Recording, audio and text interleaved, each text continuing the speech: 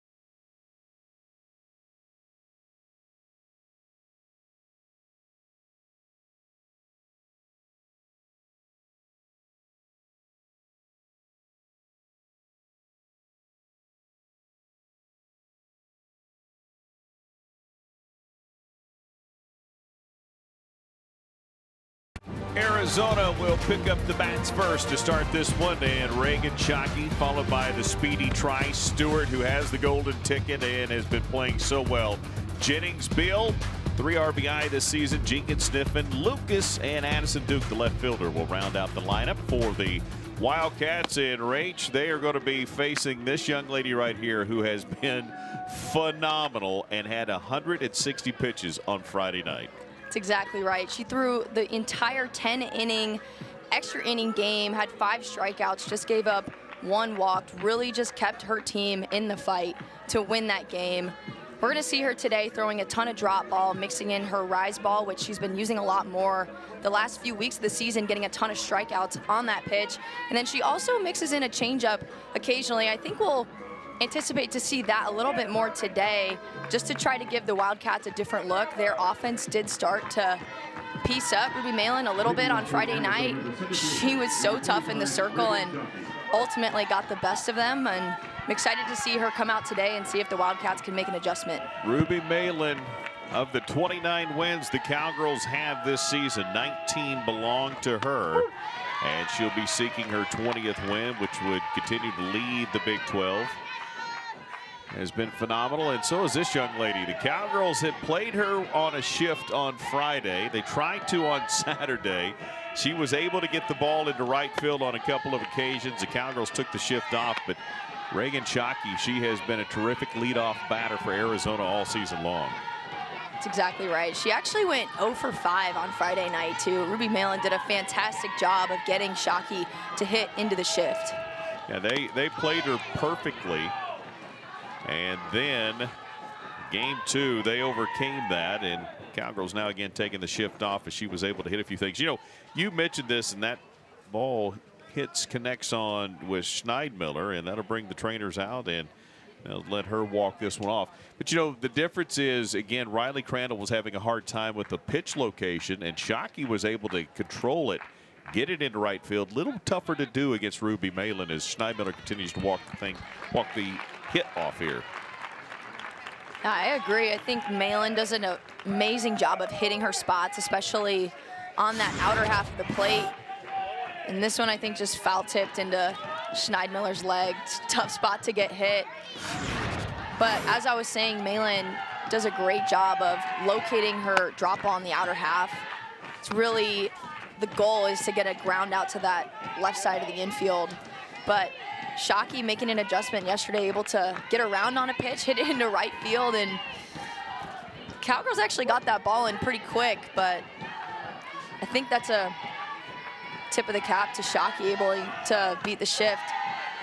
Yeah, you know what, you're exactly right. I mean, there was a pasture in right field, and she hit it out there. Cowgirls were able to go get it, get it back. Now, again, 0 for 5 to 3 for 4. That's the difference in the games for Shockey. Struggled on Friday, went 3 for 4 on Saturday. And again, the Cowgirls playing her differently here today once she proved that she could handle the shift. And now the Cowgirls are back in the shift. Nobody in right field. And again, that's the difference with the pitchers, is the Cowgirls have 5 on the infield. Is fouled back again. We talked about what that does to you psychologically as a hitter, right? It's just got to be an interesting approach going, man, this is exactly where I want to hit it, but that's exactly where they are.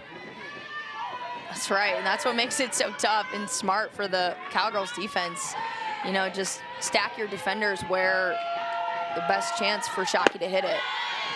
The 2-2 misses, we go full, and again, when you're facing someone that pitched 160 pitches on Friday, you want to force her to go into some counts early. And so a good AB to start things off here for Shockey. As she hits that one, and it deflects off the glove of Jones, and that is going to be a base runner for Arizona for the first time today. So give Shockey credit. Runs the count full, and the Cowgirls are going to be called. They're going to score that as an error. It's a credit to Shockey there. She hit it right in between Jones and Claire Tim in the middle of the infield, and pretty much threaded the needle there in the perfect spot to get it through the infield. I think Jones may have had a play on that one. But this is kind of what the Wildcats did yesterday. The top of the order was just finding holes in the infield and running around the bases, putting a ton of pressure on the Cowgirls defense. So that'll bring up the second baseman, it's Serenity Trice, the ever so speedy Trice.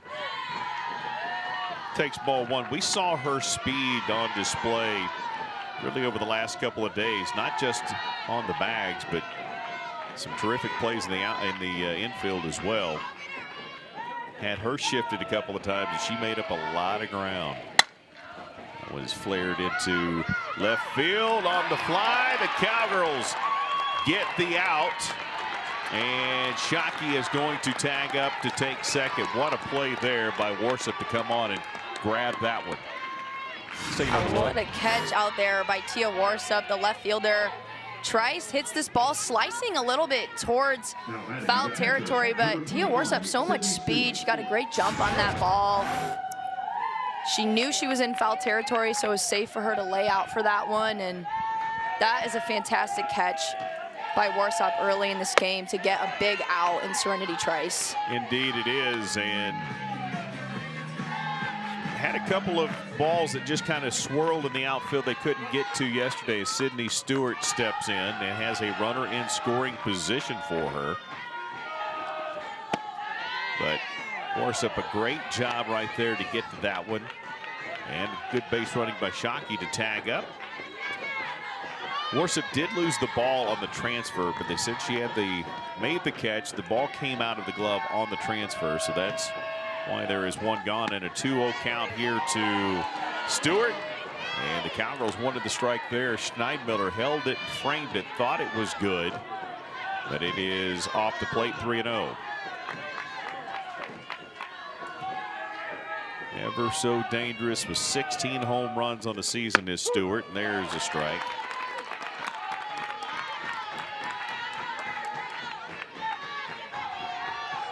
Count 3-1 here.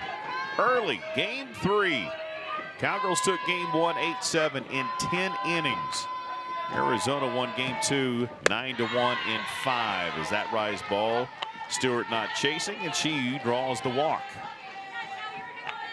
It's only the 42nd walk issued all season long by Malin. Sydney Stewart, so patient at the plate. That is her 34th walk of the season. So not only is she such a great power hitter, high average hitter, she takes a ton of walks, gets on base for her team. Such great strike zone awareness.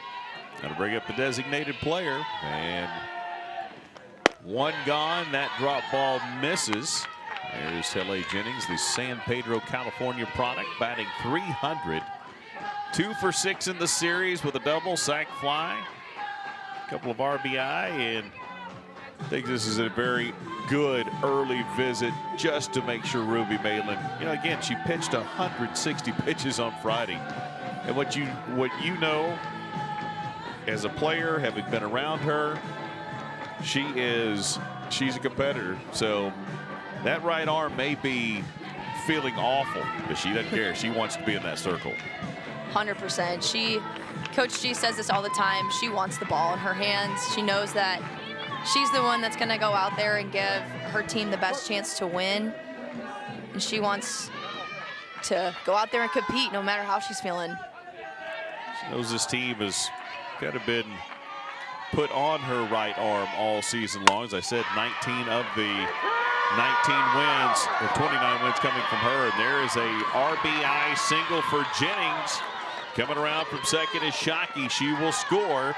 And it is 1-0 Arizona here in the top of the first. Jennings in a hitter's count here, taking this drop ball a little bit on the inner half, actually punching it out to left field. Nice swing there by Jennings, and Wildcats jumping on the Cowgirls early again in this game. That'll bring up the shortstop.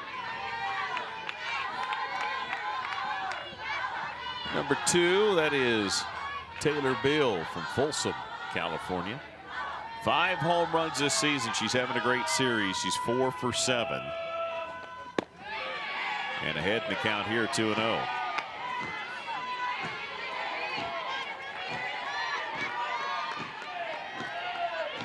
Conversation between Lexi McDonald and Ruby Malin. Words of confirmation, and here we go. The 2-0. There's a strike.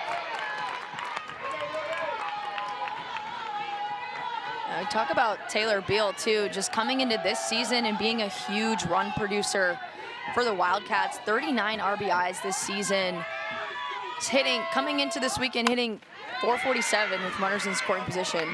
And a bunt single. Schneidmiller didn't feel like she had to play it first. Hangs on to it. And they're loaded up for Arizona, having a chance here to really get things going in the top of the first.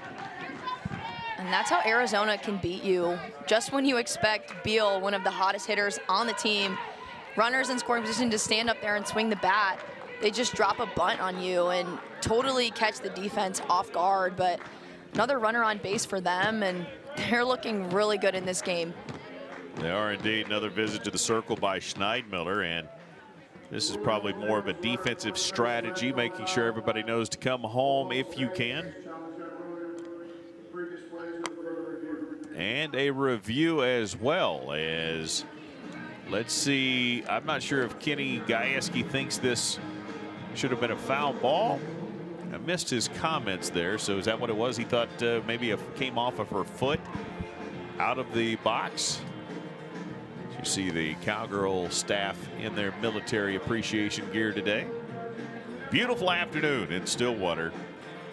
The wind was howling out on Friday. It was howling in on Saturday, and it's kind of back to out.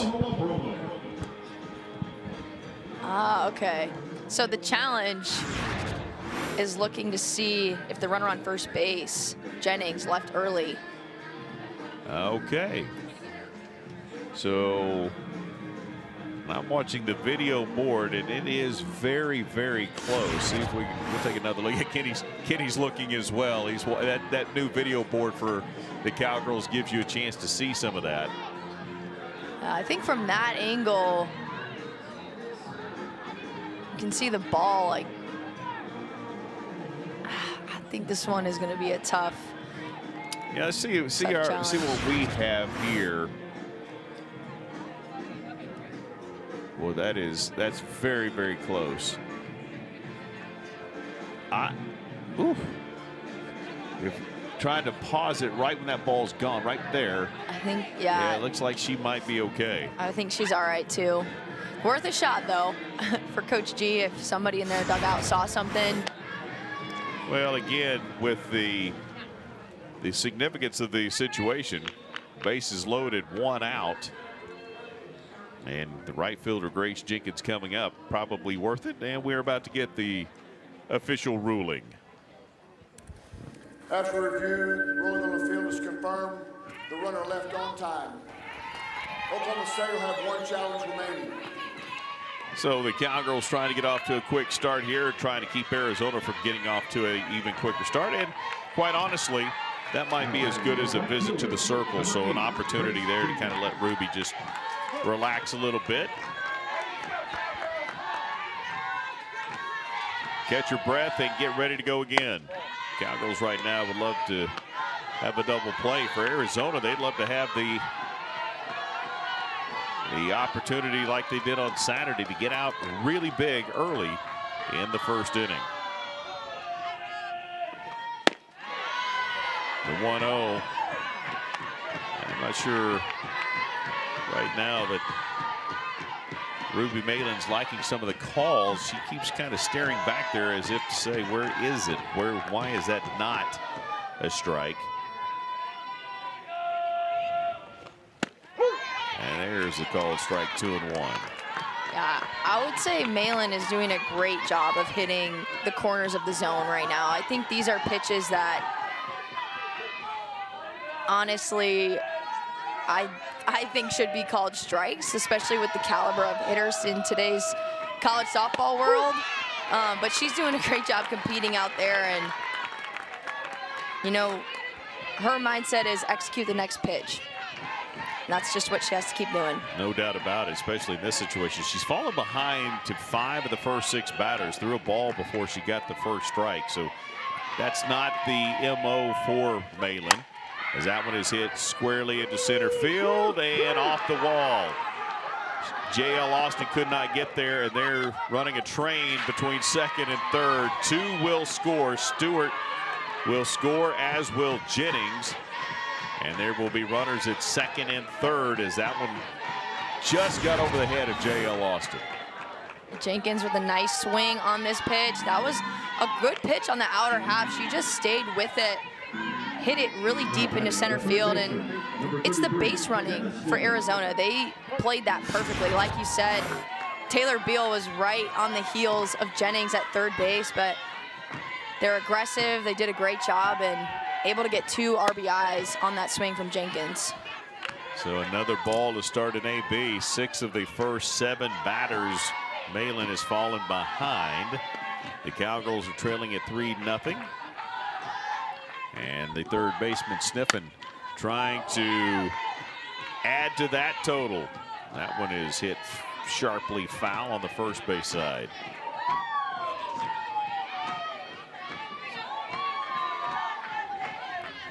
It's looking very similar. Chris Steele behind me said it's looking very similar to yesterday, and I was thinking the exact same thing. Just Wildcats being aggressive at the plate, having good at-bats, doing some different things, making some things happen. There's a bunt throw and not a force at home, so there is a slide. The tag is late, and another run is scored. And right there, I think, good job by Ruby Malin coming over saying, hey, let's just get it together. We're fine here. Yeah, this is a suicide squeeze bunt, actually, from Sniffen. Runner on third base, Beal taking off as soon as that bunt got down, and McDonald charged that bunt well, just not enough time with the speed of Beal. Love the small ball from Arizona early. Taylor Beal actually got on with the bunt, and then Sniffen with the bunt to bring in the run. And that is a Bill came in, and so now runners on the corners with one out, a 1-0 count, so 7 of 8 batters falling behind has been Ruby Malin. And this is Kez Lucas. There's a strike call. The Arizona offense is so dynamic. They have players that small ball, slap. They got a ton of power, high average, good mix of everything in their lineup. That one is hit into right field. Tim there. Let's see if they try to throw, and they will, but start to run down that line coming back. Knew they didn't have it. That'll be out number 2. You know, let's be honest. Let's talk about this Cowgirl team. If yesterday at this point you felt like the Cowgirls were really going to struggle because you didn't know if they could get it calmed down in the circle. The difference between yesterday and today for Oklahoma State, as Duke steps in there, is that it's Ruby Malin, and she can shut it down at some point. The offense and the confidence of Oklahoma State offensively will be very interesting with a different young lady in the circle. They just play differently when she's out there. We'll see what that looks like. I would just say it's hard as an offense to come back after immediately out of the gate being behind. I mean, you always want to fight back for whoever's in the circle and do your best to try to get a win for your team. And you know, the Cowgirls team knew coming into today it was going to be a dogfight. It was going to be a battle. And runs are going to be scored on both sides, surely. It's still early in the game, so just got to stay tough. The Wildcats have batted around as Duke fouls that one off, and a much better start to the AB for Ruby with an 0-2 count here against Duke, the left fielder.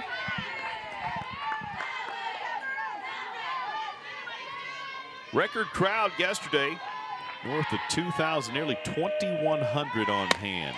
As that one is hit, Jones, as it passes the glove of Ruby Malin, Jones picks it up and makes the throw for out number 3. But 3 hits and an error leads to 4 runs for the Wildcats. They're on top here in Stillwater.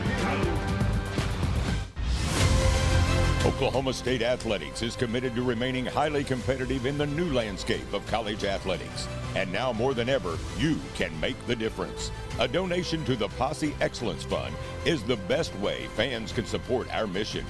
All gifts will go directly toward benefiting our student athletes. Make a difference today at okstate.com/posse.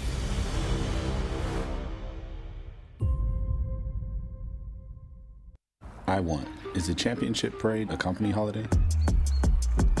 I want. What's my postseason bonus? I want.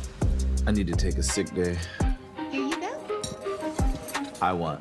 I'm gonna need to start an expense report. I want. Paycom's command-driven AI. I want. Are girls covered on my dental plan? our word is our bond. So when we say we're on it, we're on it. Turning big dreams into bigger deeds. Doing the impossible and then doing it again. Because we live by the Cowboy Code. We stand together for what's right and for what's possible. Oklahoma State University. The code calls. So the Cowgirls get an opportunity on the offensive side. They'll start with Tim Reaper, Carly Godwin, Rosie Davis, who has been phenomenal in the series, 5 for 8. McDonald, Hassler, Worship, the left fielder, Schneidmiller, Jones, and J.L. Austin, the center fielder, will round out the lineup. And the Cowgirls will be facing a young lady they saw on Friday, Janae Berry, but only for a couple of batters in that ball game. Berry came in on Friday night facing only J.L. Austin and Claire Tim. She only threw 13 pitches. I was just looking, and 8 out of 13 of those were the changeup. So we're going to expect to see a lot of off speed today, as well as a screwball, curveball, mix in a little rise ball too, and just see if she can compete with the Cowgirls offense. In fact, she was one of 4 pitchers on Friday night for Coach, actually, excuse me, one of 3 pitchers the other night. So, and Claire Tim going to show the Cowgirls got a little small ball in them as well, leading things off with a bunt perfectly laid down by Tim, the power hitter, but shows she can lay it down too. That's exactly right. Claire Tim is so good at moving her feet in the left-hander's batter's box, getting out of the box quickly, laying the bunt down in the perfect position, getting on base. I think the key for the Cowgirls here is to just get something going, try to make a dent in that 4-run lead. Yesterday, the Cowgirls gave up 4 in that first inning and then came back in and went 1, 2, 3, 3 up, 3 down, and that just is so deflating. If they can get something going and get some runs going in this first inning, I think that's a huge momentum boost through the rest of the game, and Claire Tim getting that started. Yeah, you know, they felt like this is a power team for the most part in Oklahoma State. They do have some speed. They have opportunities to do other things, but when that wind was blowing in, some very hard hit balls were hitting a certain spot in the zone and were just falling down. We had what would have been out on Friday, had no chance of getting out yesterday, even though they struck the ball fairly well at times. So what does the approach look like today with the wind blowing out versus left to right? It's a little different wind, not straight out like it has been, as Hassler takes a called strike on the outer edge. So 2-2 count to there. You see, again, it goes straight out as the flag, and then it'll go right to left, and it is a lot of movement in Cowgirl Stadium. There's an off speed trying to hit that same outer edge. Good job by Hassler by Godwin to be very patient and let the count run to full at 3-2.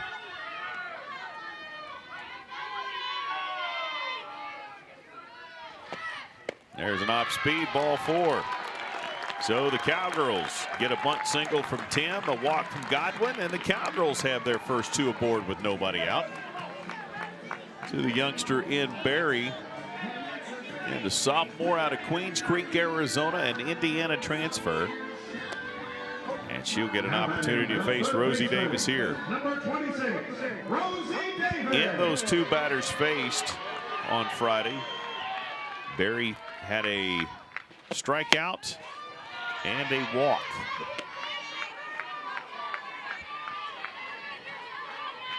Yeah, key for Berry today is going to be hitting the corners of the zone, trying not to leave it over the middle of the plate. She gets in trouble when she leaves it over the middle. And Rosie Davis there taking advantage of a pitch over the middle of the plate. Love the aggressiveness from Rosie Davis on that. So Arizona loads them up in the top of 1. The Cowgirls load them up in the bottom of 1. And let's take a look at this one. This looks like a screwball too, a little bit in on Rosie Davis's hands, but she's so quick to the inner half of the plate and able to she got it off the handle a little bit, but just enough to punch it out in the outfield. And the Cowgirls doing a great job responding from that 4-run deficit in the first inning. This is exactly what you want to see out of your offense if you're Coach G. Well, and I'll say it again as Riley Holder is warming up in the bullpen. The Cowgirls' confidence on both sides is just different when Rosie's in the circle. And you're seeing the approach right here. Bases loaded, nobody out. Now, Lexi McDonald's looking for her first hit of this series. And sure, she's feeling right now like there would be nothing better than to get that one right here in this situation. The base hit scores 2 most likely and would get your team right back in it. Lady out of Silo, Oklahoma. Had a big game against Oklahoma with the big hit and RBI, and has had a walk-off this season as she takes ball 1, and that nearly clipped her. Good job of hanging in there and was willing to take it if she could. I was talking about Barry a little bit before Rosie Davis punched that ball into the outfield, but hit hard into right field. We'll score 1. We'll score 2. The Cowgirls will have runners at second and third, and Lexi McDonald is fired up. Cowgirls cut the deficit in half on 1 swing. How about that swing? Sees this one a little bit up in the zone, knows that she can get her barrel to it, smokes that ball to right field, and Cowgirls responding so well in this inning, and Lexi McDonald's fired up. She knows her team is still in this game. Yeah, they are definitely in it now, and you know the key is going to be this. Again, we talked about it, and maybe a pitching change it looks like we will have, as Riley Holder probably coming out of the pen. But the key for the Cowgirls is not to give up the back-to-back big innings, right? Like they did yesterday with the big runs by Arizona. They were able to score 4, then 3, then 2. Whatever happens after this inning, you got to get that 0 in the top if you're Ruby. And if you're Arizona, you want to do exactly what you did yesterday, control the ball game from start to finish. I think both teams knew coming into today, you know, great offenses on either side. It really is just going to be a battle to the end. And Cowgirls and Arizona is such a good fight on Friday, and I expect to see a very similar outcome. Like you said, Malin in the circle today. Everyone's just going to be fighting for outs and, you know, just clawing away, trying to get that series win. Going to talk about the pitch counts. Going to be a factor. We'll talk about that and more. Let's take a quick break. Come back to Stillwater, where it's 4-2.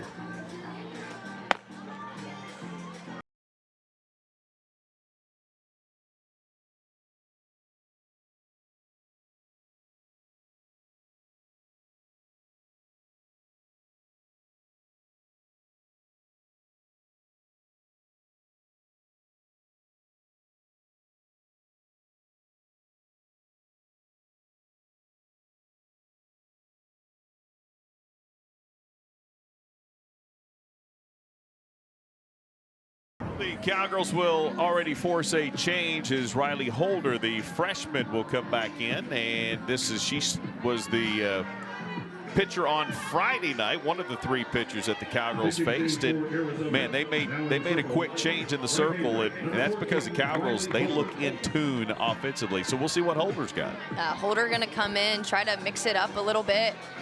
Friday night pitched well, gave up 15 hits, but only 5 earned runs. Her defense helped her out a ton. She throws a lot of drop ball, and again, a lot of off speed similar to Barry. We're going to see her get a lot of ground balls to her infield, and they're going to need their infield to keep showing up like they have been all weekend. So here's the question, right, as we see Amanda Hassler step in. She pitched 129 pitches on Friday as a freshman. Your senior, which is conditioned and has done it a lot. In fact, Ruby is the only Division Power Force kid that has thrown 10+ innings this year on 2 different occasions. And she pitched 160. So, again, we're going to see what the fatigue looks like between the 2 pitchers. And that's what this series kind of has come down to. It's been kind of fun to watch the strategies. And everybody's on deck. We need you all today. That's just kind of the way a Sunday game looks like in a series like this. So the Cowgirls, Hassler, ahead 3-0, takes the strike 3-1, and Holder obviously doesn't want to put one on and load them back up right here for this squad as the Cowgirls trying to erase a 4-run deficit here, and that one is hits the bag. One will score, and that will be an RBI single for Hassler. Great job there. That's just an unfortunate bounce and maybe unfortunate bounce too, for Arizona as it hits the bag, and they had gone all the way to the wall if it hadn't. I was going to say fortunate bounce here. Hassler just opens up on a drop ball in the inner half. That was a great pitch from Holder. Smokes it down the line, and like I said, it hit the bag. I really do think that would have gone way down to the foul line in left field, keeping Hassler to a single. But another run scored. The Cowgirls offense is firing on all cylinders today. They've bunted, they've taken a walk and string together a Lex McDonald with a big double, a couple of singles here. Everything that the Wildcat pitchers are throwing today, Cowgirls are ready to hit. And this young lady's been on a tear, 4 for 8 in the series is Tia Warsip, including the walk-off on Friday night. She has been hot, and that one is going to be hit up the middle, and that will be a double play, but it will score a run, and we are all knotted up at 4 apiece. So she didn't want to hit into a double play, but she did do her job getting in the run. Well, and like I said earlier, this defense for Arizona is absolutely outstanding. These middle infielders turn a double play with Tia Warsaw running down the first baseline. That is extremely hard to do. It's the transition from Trice to Beal, and Beal's transfer so quick at shortstop. Their defense is truly so fun to watch. Well, they're #1 in the country in double plays. They've set a record this season for double plays turned, and Audrey Schneidmiller is trying to not only erase the 4.4-run deficit, but now trying to give the Cowgirls their first lead with 2 gone and a 2-0 count here. Schneidmiller batting .329. And took a pitch earlier, had to walk it off as she in that bottom or the top half of the first as a catcher, and looks like she is fine now. Probably going to have a couple of bruises as Holder trying to get her team out of the little momentum swing that Oklahoma State has, and the 3-0 is in there for a called strike, 3-1. A lot of big inhales, big shoulder shrugs by everybody, from the pitchers to the batters. Everybody trying to just relax a little bit as there's the 3-1 misses. It's another walk, and the Cowgirls have another base runner.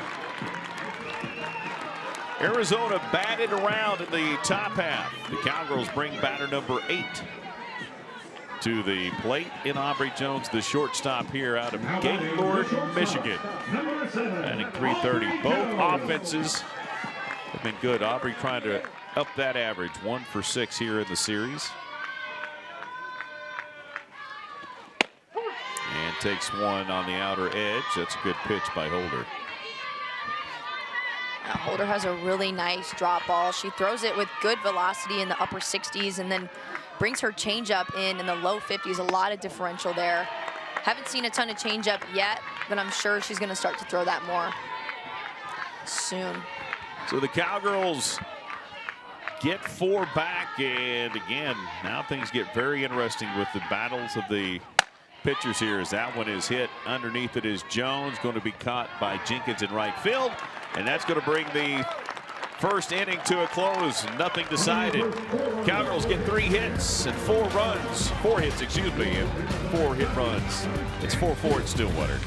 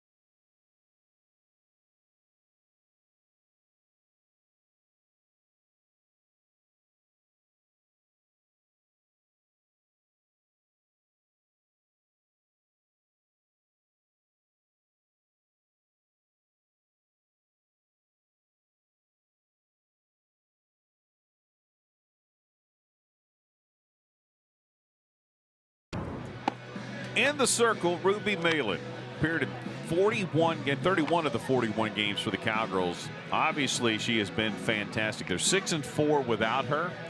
They've allowed 3 runs with her and a lot more, 9 against the power forward, but they have not won a game since February since she's been in the circle. It just tells you how much this team depends on Ruby Malin. Yeah, and it just also shows how much she stepped up for the Cowgirls and just been the one in the circle that gets it done, always giving them a chance to win. Talked about the confidence the Cowgirls have when she's in the circle. They showed that in the bottom half. They tied it up. Now a reset. And you start back to the top of the order. Let's see how the Cowgirls are able to handle this, as they gave up 4 runs, 3 runs, and 2 runs in consecutive innings to start yesterday. Trying to limit that run action by Arizona in inning number 2. And there's a strike to Shockley. Reached on an error, did score earlier. It's kind of like a fresh ball game too, coming into the top of the second. 4-4. Shockey leading off. It's kind of a fresh opportunity for Ruby to get some quick outs, especially now that her offense had her back in the bottom half of the first. Just rejuvenates everybody, right? I mean, now it's a new ball game. It's everything is fresh all over again. Let's start it and see what happens. Albeit you're 37 pitches in, as that one's fouled back by Shockey. You know, that's the difference between her and Holder, is that Holder didn't have a ton of pitches in the first inning. But again, she did have a ton of pitches on Friday. We can talk about it all day long, right? I mean, coming in the last 2 games, Ruby had pitched 293 pitches between Oklahoma and Arizona on Friday. But that's the norm now. She's conditioned for that now. She knows what her role is, and it's going to be to try to get as close to throwing a complete game as possible. And that's just the mindset every time she goes out there. As that one is hit softly to Austin in center field, and there's a good way for the Cowgirls to start the top of the second after giving up 4 in the top of 1. That's exactly what you want to see. Just going back out there and trying to slam the door a little bit on the Wildcats, who had so much momentum in the top of the first. You know, you want to respond. I mean, Coach D talks about it all the time. It's the response. You're going to get punched, and you just want to punch back and then do your best to keep pouring it on as the game goes on. Yeah, you know, that's obviously Coach Lowe feeling the same way, right? I mean, all right, so we punched, they punched. Now, how are we going to respond offensively? And young lady, there's Kenny Gajewski again mulling over the first inning of play. But Serenity Trice, again, just impressive speed, batting .444. And she can put a lot of pressure on a defense, as you see the corners charging in there. Hitting the count 2-0.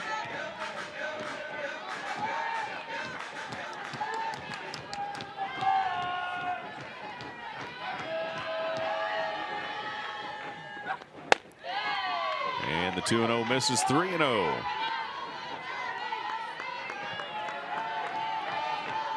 One of the things Ruby did not do on Friday was issue a lot of walks. Only 1 in that game. She's already given up 1 here today. And the 3-0s there for the strike to keep this AB alive for Serenity Trice. Both of those to Sydney Stewart as well. You've talked about her patience. She's the only one that's been able to draw the walk against Ruby. And there's a 3-1 in there, inside edge. 3-2. Big pitch here coming up for the psyche of both teams. I think also just being careful with this top half of the Arizona lineup. You leave them something over the plate, it is almost guaranteed to get crushed. That one is hit right back up the middle. The hitter's pitch, and Trice adds to her .440 total as she's got a single. That's her first hit of the day. But she is on the bags and obviously a threat to steal. These top 2 hitters in the Arizona lineup, Shockey and Trice, if one of them doesn't get on base, the other does. It seems like every time it's either that or both of them do. They're so good at setting the table for the offense, finding holes in the outfield and the infield. Trice 7 of 8 in swiping bags this season. And there, the aforementioned patience of Sydney Stewart. Starts with a strike though here. Tied up the ball game in the 7th with a 2-run shot on Friday. Extended that game for Arizona. Cowgirls went on to win it in the bottom of the 10th. What a ball game it was. All Arizona on Saturday as that spun back and the count 0-2. Yeah, you almost saw it coming too with that error at shortstop on the ground ball, and then giving Stewart a chance with a runner on base and 2 outs. Also hadn't had a hit yet in the game. It was just too good to be true for them, and I think we all knew Sydney Stewart was at least going to put the ball and play hard somewhere, and she came through for her team when they needed it the most. She did indeed, and talked about her being one of the golden ticket recipients. Headed to the professional leagues, and the 1-2 fouled back. You know, we talked about that method of announcing kids that have been drafted into the AUSL, and the raw emotion that you see from that is just a lot of fun. I mean, a lot of these kids probably understand they're going, but when it becomes a reality, it's just been fun to see those moments. I think it is pretty selective too. I mean, only around I think like 12 to 15 seniors in college softball get the chance to even go play pro, just because there's only 6 teams in the league right now, which is great, and it's still growing and getting better every year, but it is so selective, and you really have to be one of the best in order to make it. And I think that's why we're seeing the raw emotion, is a lot of these kids dream of growing up and playing college softball, professional softball, and with the professional space growing so much and seeing that dream come true has been amazing. And just to have the opportunity, as that one is fouled back, good AB here for Stewart. The interesting part, obviously, you know, Oklahoma City is a mecca when it comes to softball, with the College World Series being held there for so many years now, and obviously this state has produced a lot of great softball. But to have the Spark down there now as well, to be a part of the league. You were a part of the Spark last year. They were not in this league. They're part of the expansion, and it made sense to have them be a part of that. It was a 2-2. It misses. Interesting enough, though, your teammates, there was a lot of your teammates off of that team now playing for other teams in the AUSL. With the expansion draft, they really did a good job splitting up the old Spark, and a lot of us scattered around the league. There's a pitch, a strikeout, and a throwout, and the Cowgirls end it with some flair of dramatics in the top of the 2nd. The strikeouts, the throwouts, and we're done in the top of 2. It's still tied 4-4 as Jones lays down the tag. At OG&E, good is never good enough, even when it's really good, like 99.96% grid uptime. We're adding technology that prevents outages before they happen. That's better. We've made nearly 75,000 homes more energy efficient, and we're adding more every day. We've worked with your cities and towns to create 17,000 jobs near you, while adding even more reliable power to support everything you do. At OG&E, we energize life. Braum's is bringing the heat. Introducing Braum's new spicy chicken sandwiches. Flavor this good just can't be beat. Braum's crispy, tender, spicy chicken delivers just enough kick to ramp up our original recipe. Get it regular or club style with crispy bacon and American cheese. Add on Braum's sauce for that extra burst of heat, and you have spicy chicken sandwich perfection. Because nothing is better than Braum's. Calvis, throw it way out. Bringing a run. We got a double. Big conference. You call it third. Great defense. Shockey in the 2nd. 12 up. That base runner.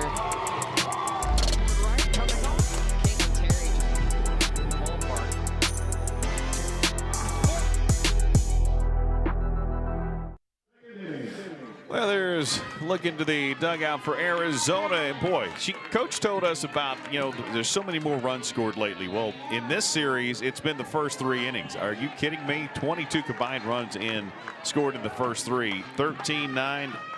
You got 4 more for each team today. That's a lot of runs. It's been fun to watch both offenses just getting going early. I think it's interesting too. On Friday and today, Arizona starting a pitcher, not even making it out of the first inning. So on Friday and today's, Cowgirls really jumped on the Wildcats pitching staff. They had to go to the bullpen early, and we'll see how long Holder can keep holding off the offense. Yeah, the Cowgirls will start here with J.L. Austin, the center fielder, leads things off here in the bottom half. Bottom half of the second inning. And count evens at 1-1. 2 very good teams, and they have played like 2 very good teams. Sometimes when you see uncharacteristic mistakes, it's because of the pressure and the talent on the other side. And Oklahoma State and Arizona have both kind of done that back and forth to each other. 2 off the plate, 1-2, actually 2-2, excuse me.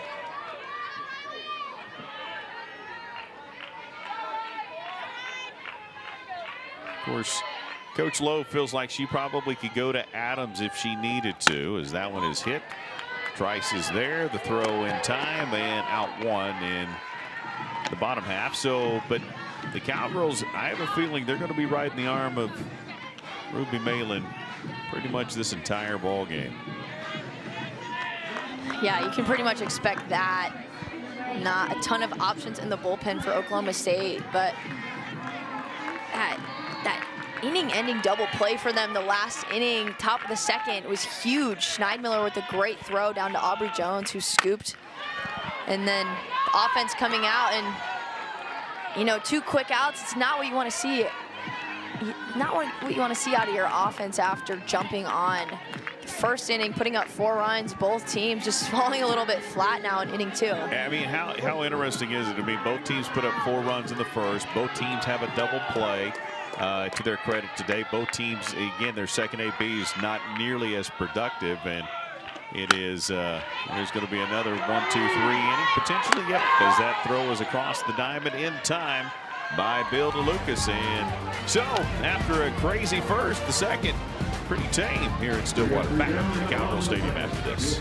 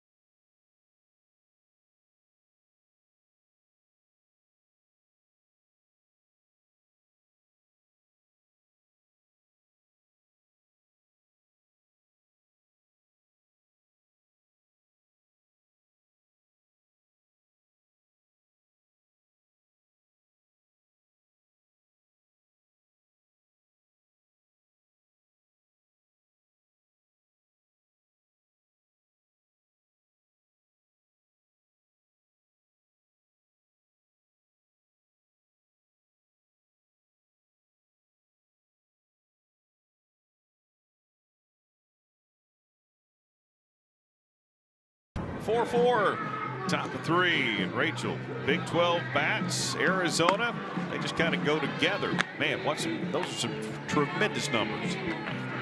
Arizona known for their offense, continuing that this season, and that's what has landed them number 2 in the conference standings right now, and a couple series left. You definitely can expect these numbers to continue to rise in the back half of the Big 12 season. 5 players north of 400. That's a really good spot for any offense, and Jennings a part of that. And she will lead, Delay Jennings will lead things off for the Wildcats here. Going against Ruby Malin, 55 pitches through 2 innings already. And she starts with a strike to Jennings. The RBI single and a run.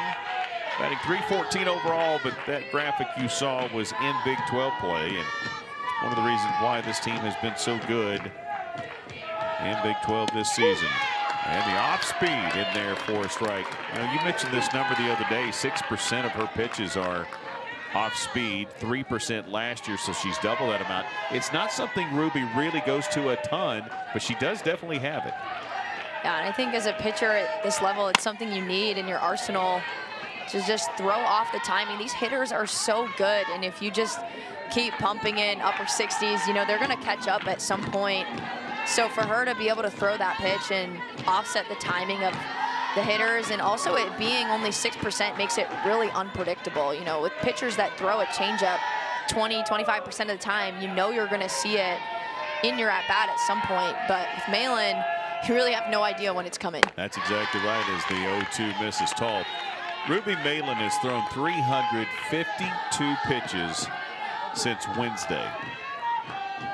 133, I believe, in game against Oklahoma on Wednesday, 160 on Friday. Now up to 59, make it 60 today. Check swing, she did not go around. And that is a lot of pitches in not very many days. I'll also credit the Arizona offense today in this game, doing a great job working the counts, getting a lot of full counts, just trying to increase that pitch count as much as they can. There's a strikeout, and Ruby Malin got ahead 0-2. The count even at 2-2, but that time swinging right over the top of the drop ball. Malin had gone with the rise ball, the pitch before, way up in the zone, almost got Jennings to bite at that one, and going back down to the bottom half of the zone. Malin does such a great job stretching the zone vertically, just going all the way up to the top and then back down to the knees. It's a really tough adjustment for a batter, especially in a 2-strike, protect the plate count. Well, back-to-back strikeouts. Stewart had only struck out 14 times prior to that one a moment ago, but how about Jennings? Jennings had only 7 strikeouts prior to that swing and a miss, now 8 on the season. And Malin starting to settle in right now as Bill starts behind 0-2 with a big cut. So Ruby Malin may need to get the arm kind of going in the first. It's going right now here in the third. Another 0-2 count. That one is hit into left field, and Warsup reads it off the bat well. And there's out number 2.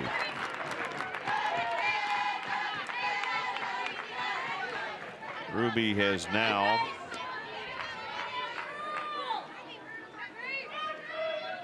gotten 3 straight. Of course, they did have the single by Trice, but that led to a double play.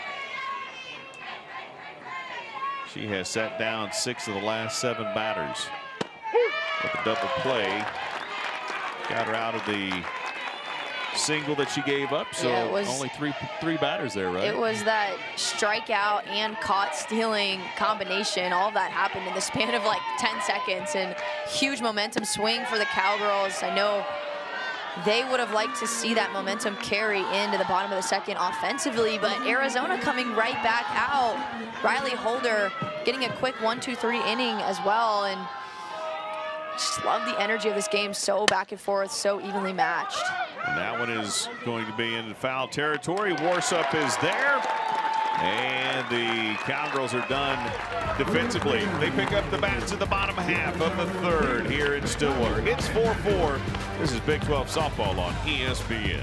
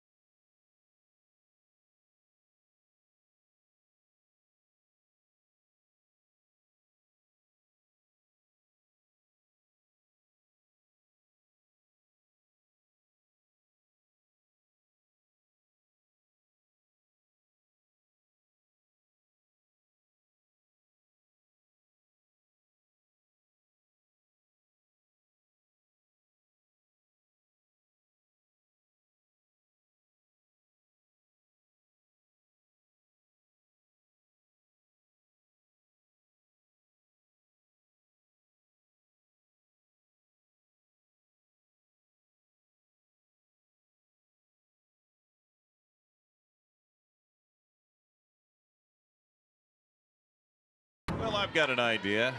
Let's play a really tough schedule against Arizona. Let's sprinkle in Oklahoma before it and Texas after it, and that last one on the road. Kenny Gajewski, who's already shedded his military pullover, must be getting warm out there.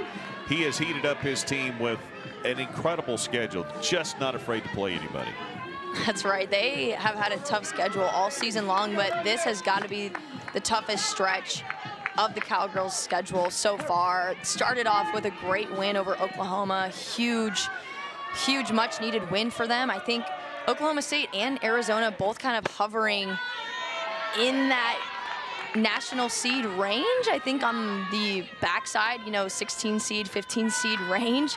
So this game really is huge for both sides. Arizona gets a win here. That's another big ranked win on their resume. And then Cowgirls just continuing to build their momentum over such a tough stretch of their schedule. If they win this series here and then compete well against Texas, it's hard to keep them out of the conversation for a national seed as well. No doubt after the win against Oklahoma, you could win the series here and then to take on Texas with an opportunity.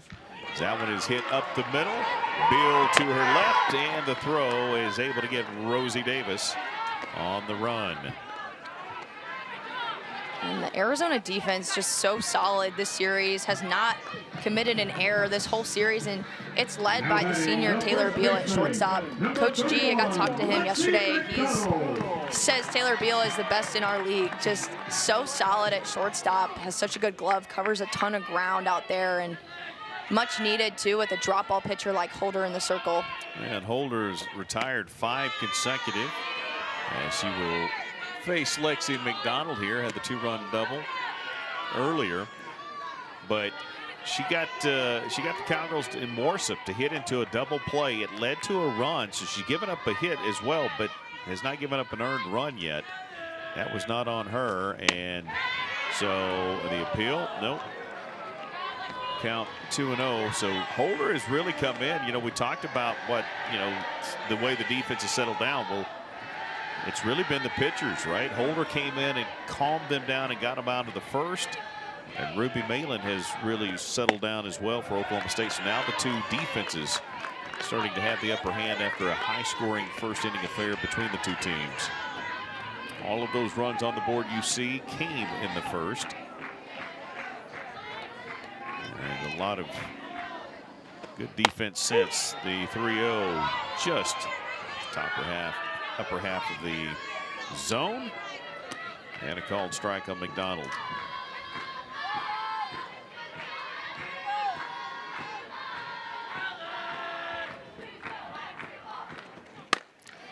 McDonald hits that one, and Beal is right there. That's a sharp hit ball. Good job by Beal. Had just enough loft under it she could get a glove there.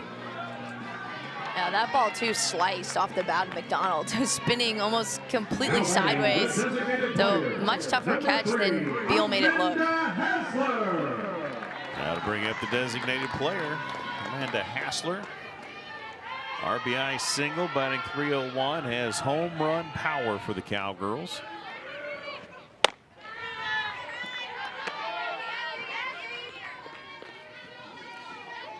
In the offenses yesterday had to deal with a blowing in wind. Not as much fireworks in that game. Today could have a few, but that one is hit way high, and charging in, coming all the way there is Shockey to get the third out. Not the home runs we've seen since Friday. Both offenses still trying to get warmed up. We're tied up, headed into the top of the fourth. They say Stillwater is America's friendliest college town.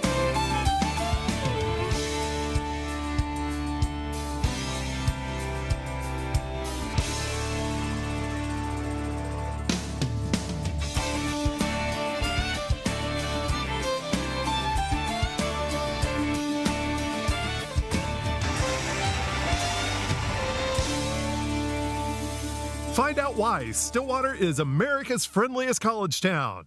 I want. Is the championship parade a company holiday? I won. What's my postseason bonus? I want. I need to take a sick day. Here you go. I want. I'm going to need to start an expense report. I want Paycom's command-driven AI. I want. Are girls covered on my dental plan? In 1926, a student's final plea echoed across the University of Arizona. Tell the team to bear down. Rooted in this land and built on curiosity, excellence, and determination, we have transformed Bear Down into a legacy. And you know what? We're just getting started. Bear Down. BK, ESPN is now the home of MLB.tv. So all out-of-market games, live or on demand, plus all your favorite sports on ESPN. We need to tell the people, Carl. We're doing it right now. ESPN is now the home of MLB.tv. All out-of-market games, live or on demand, all in one place. Well, let's take a look at some important dates coming up. The Conference Championship Week starts first week of May. May 10th, the selection show. We'll know where all of the teams across the country are headed. Some big surprises maybe from conference championships, regionals, super regionals, and the goal for everyone, May 28th, to be playing in the Women's College World Series in Oklahoma City. And you see a lot of conference championships out there for Oklahoma State, including that 2022, which is highlighted, a win over Oklahoma. And J.L. Austin all the way from deep, able to run in and make the catch on Jenna Sniffen, third baseman. Great speed by J.L. Austin. It's a great leadoff out for Malin and the Cowgirls. And like you said, the postseason softball is, in my opinion, best time of the year. It's so much fun. And both these teams, Oklahoma State and Arizona, didn't make it out of a regional last season in 2025, and I know both of these teams are not used to that, so both very hungry and a lot to fight for going into the last half of the season. Yeah, we're used to these two teams getting to supers. In fact, they faced each other 2 seasons ago. Arizona in Stillwater for a super regional. The Cowgirls won 2 consecutive games to advance to their 5th Women's College World Series. Arizona again, Coach Caitlin Lowe in her 5th year, continuing that tradition of Coach Cadrea and just the incredible run that they've had. The expectations are always extremely high as Kaz Lucas fouls that one back. Count 1-2. In all those regionals, super regionals, College World Series, graphics going to start running into each other out there on the wall.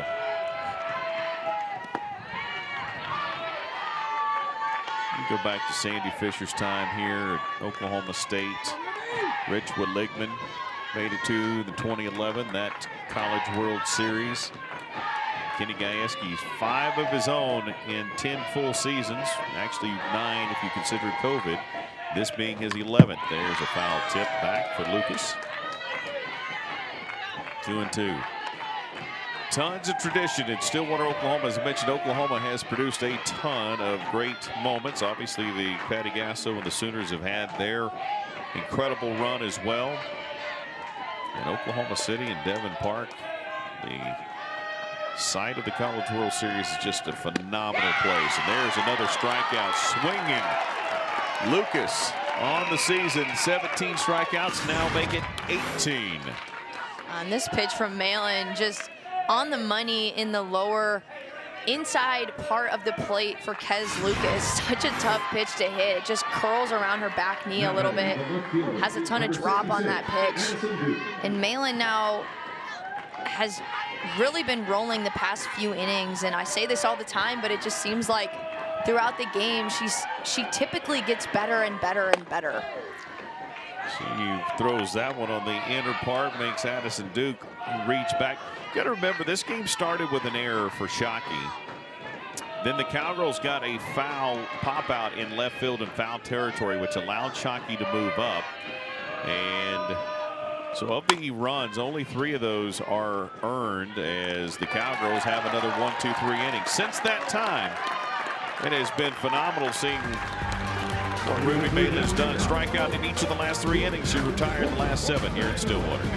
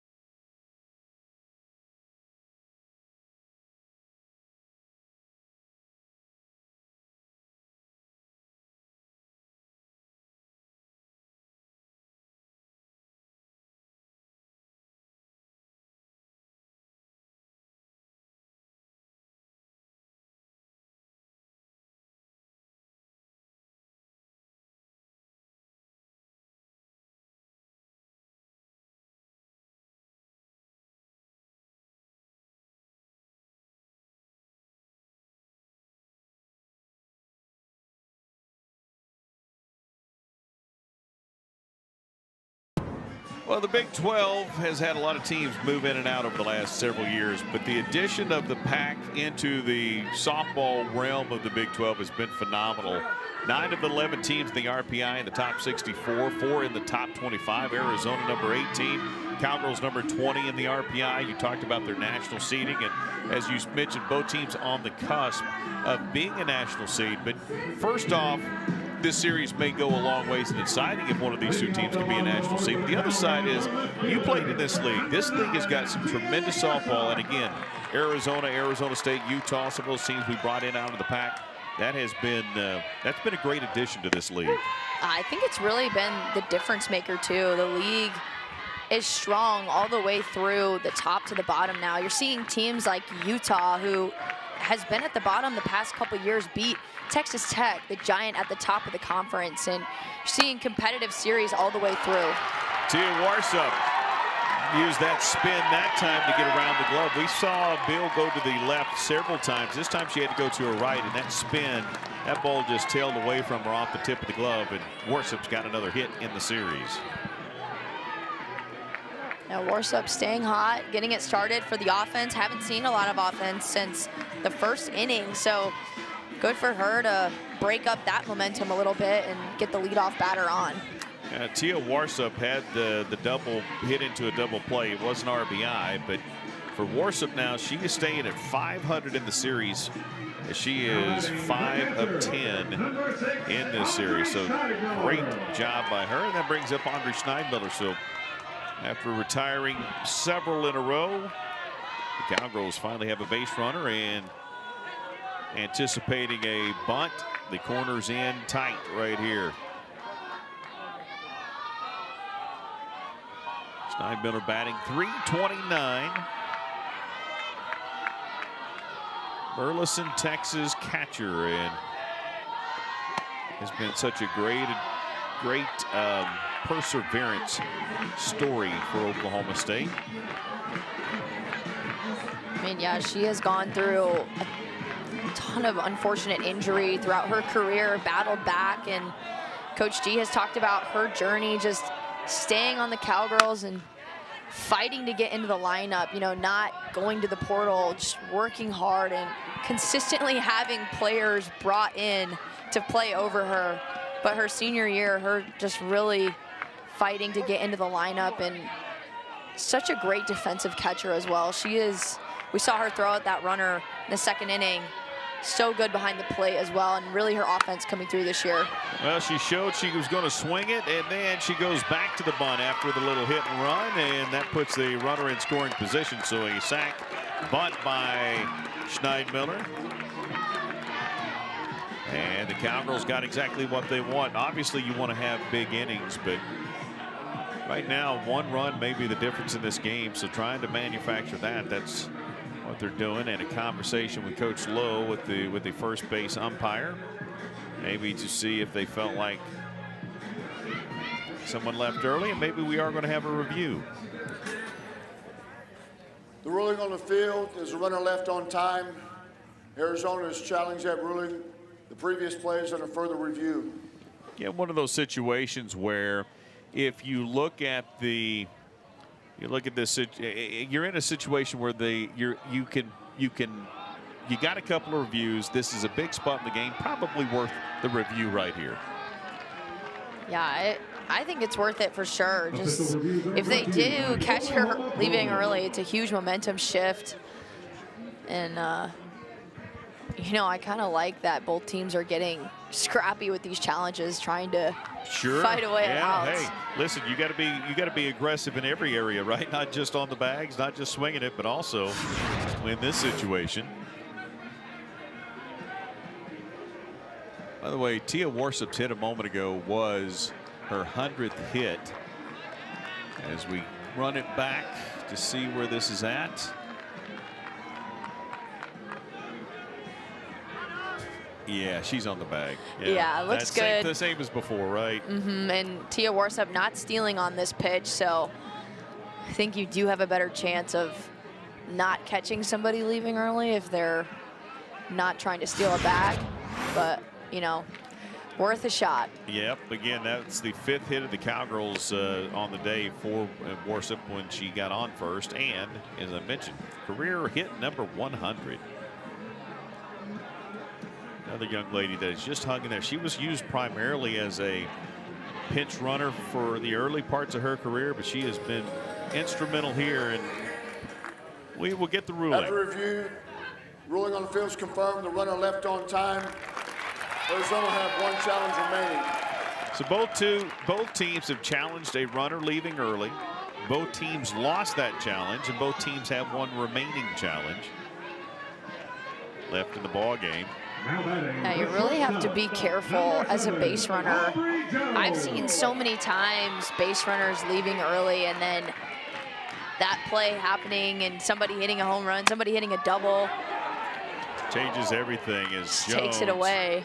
Jones flared one just foul, and man, how about the speed of Warsup? You were mentioning that earlier. As you see, Jones is 0 for 1 for today, but she was hitting about that third base bag about the time that Lucas was turned to get to the ball, and she was going to make it home if that was in fairly, but it does miss just by about a couple of feet outside the line. Jones here as a hitter in this situation, runner on second base, less than 2 outs. You're really trying to get something out to the right half of the field so you can at least advance the runner to third base, but if it sneaks through, it's almost a guaranteed run, especially with the speed of Warsup. That one off of Roper's glove, and that's going to be runners on the corners for Aubrey Jones and Tia Warsup. Jones is becoming a vocal leader for this team, and great job right there being a leader on the field as we take a look here. Jones is taking a drop ball in the outer half, punching it back up the middle. Holder, great job getting a glove on that, because if that ball goes through the infield, that's almost certainly a run for the Cowgirls. So love the fight on that to try to knock it down, keep it in the infield, and Jones doing a good job getting on base.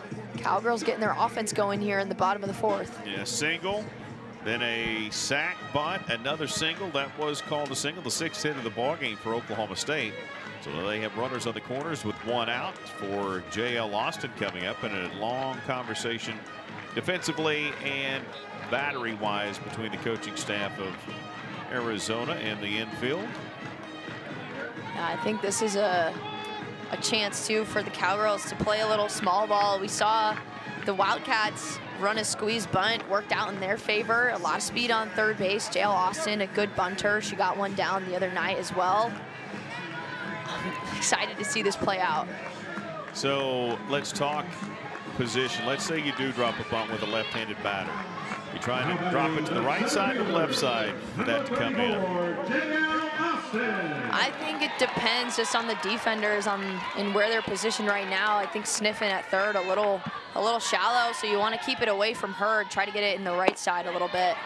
Now JL was loaded and stepped like she had no intention of bunting that ball. And again, the corners are in a little bit for Arizona. JL with a 1-0 count. Let's see if she does. Now she does show bunt. Cowgirls will still second. And Aubrey Jones now at second. So the Cowgirls have 2 in scoring position. And looking at the numbers for JL Austin, she's batting .200 with runners in scoring position. She's got an opportunity to get a couple of RBI right here. She's got 16 on the season. And that one misses. Count 3-0 with an open bag here. But you got Claire Tim, the Tim Reaper, coming up at the top of the lineup. If you don't get JL Austin, it's still just 1 out. The pitch, and that's ball 4. So the Cowgirls have loaded them up for the 2nd time in the ball game. Not since the 1st inning, though. And opportunities to get things going, and we may have a pitching change.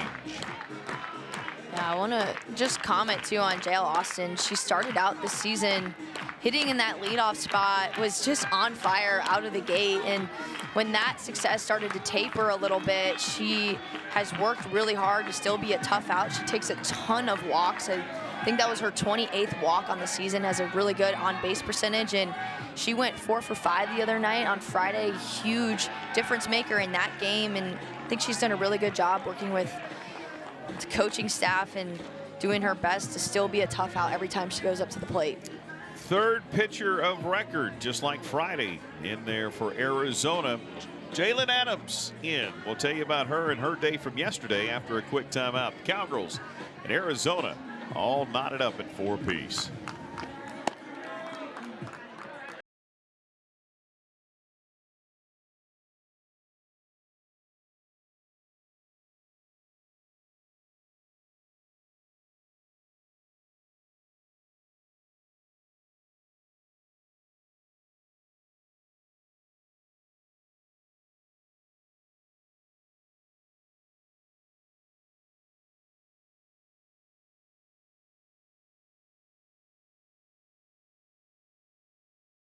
Well, let's take a look at Jalen Adams' numbers. 18-6 on the year. She is the 2nd winningest pitcher in the Big 12 behind Ruby Malin.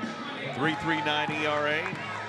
Walks and strikeouts about a 1-to-1 ratio. And the senior, let's take a look here. Obviously 101 pitches, Rachel, in this series, and had a good game. Certainly, it's been kind of a bit of a mixed bag for her. She came out not the best on Friday night, gave up a few runs early to the Cowgirls, but day 2 threw an absolute gem, only giving up 3 hits, 1 earned run, just a couple of walks, a couple of strikeouts as well. But she was very good yesterday, kept the Cowgirls off balance. She's going to throw a lot of rise, curve, mix it up with an off speed. And yeah, just attack batters, hits the corners of the zone really well. Well, they like to call Claire Tim the Tim Reaper right now. She would like to drive a few nails here as the Cowgirls have the bases loaded for the 2nd time in this ball game. 1 out, and she will be behind 0-2, behind a couple of pitches as Adams going right at her. And she won those battles, getting there a little bit late.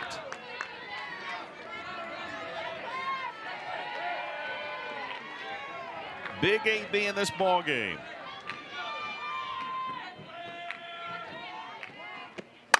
That one is hit into left field, going to be shallow, probably not going to allow. No, the Cowgirls are going to make the run, and the Cowgirls get in there safely. Tia Warsa did use that speed, the aggressiveness on the bags. How about that by Tia Warsa?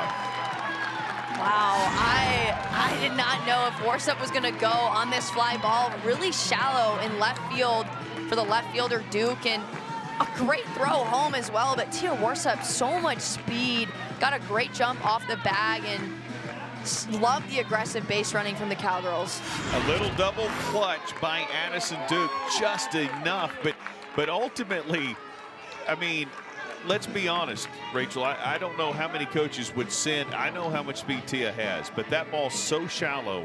I don't know how many coaches are going to take that chance. Kenny Gajewski said go, and it paid off for Oklahoma State. I agree. I think Duke was even maybe a little surprised that Worsup was trying to take home on her, and maybe that was the reason for the double clutch. But just the tiny hesitation out there enough for Worsup to scratch another run across. You never know when one run will be enough, although we still have a lot of softball here in Stillwater. Now 2 gone, 2 on, both in scoring position. J.L. Austin and Aubrey Jones for the Cowgirls, and Carly Godwin a walk and scored a run, batting .306. She could round up that RBI total to 20 if she was able to get an out. One out of the infield here. That one's off the plate, 1-1. And a little bit of power as well with 4 home runs. She's been a power hitter for her career. Not quite so much this season for the junior, but she definitely has home run power.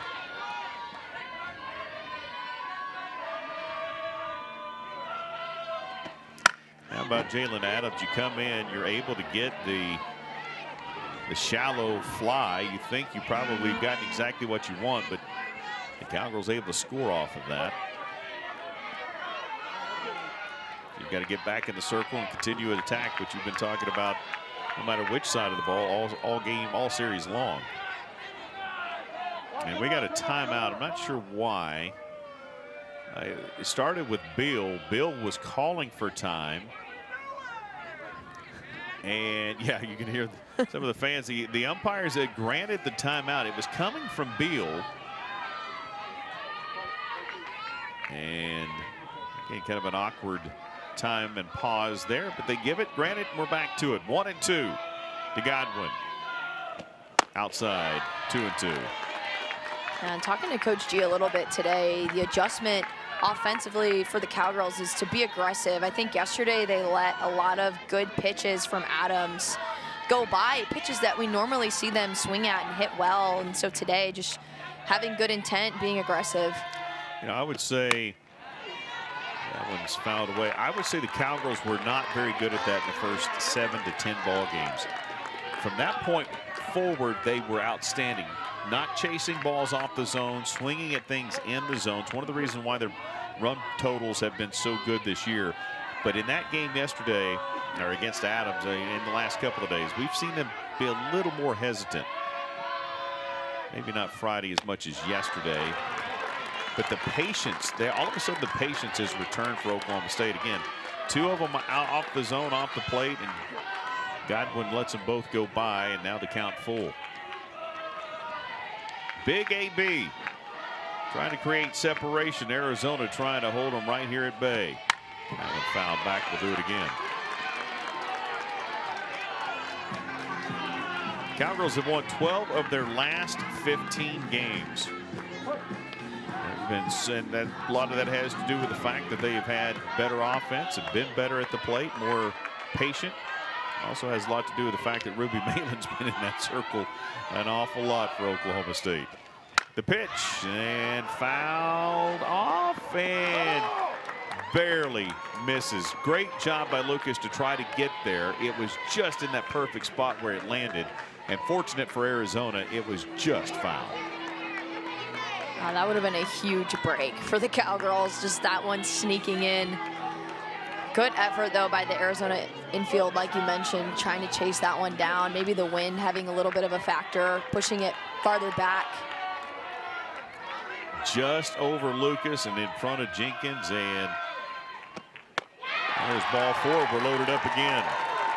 Very good AB right there for Carly Godwin.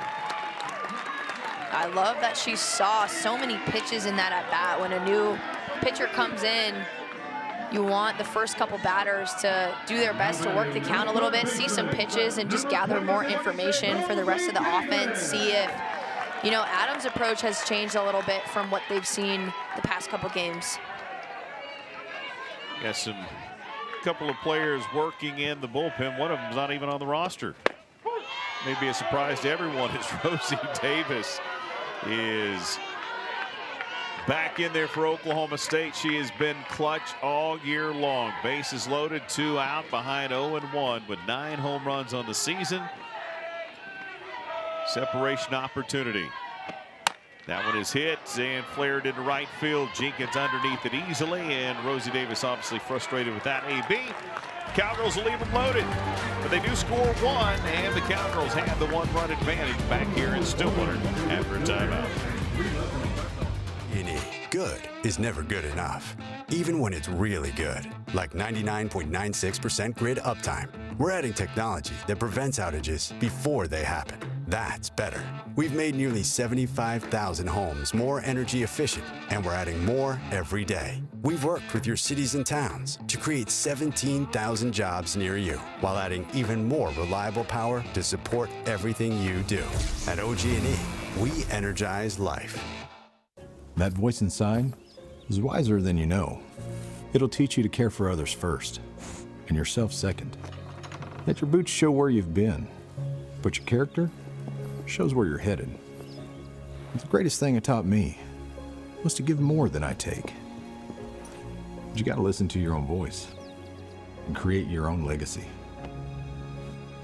Registering as an organ donor saves lives. Learn more and register at lifeshareoklahoma.org. Goes Calvis, throwed it. Bringing a run. We got a double. Good conference. You call it the third. Great defensive. Shockey in the second. Making 12 up. Base runner.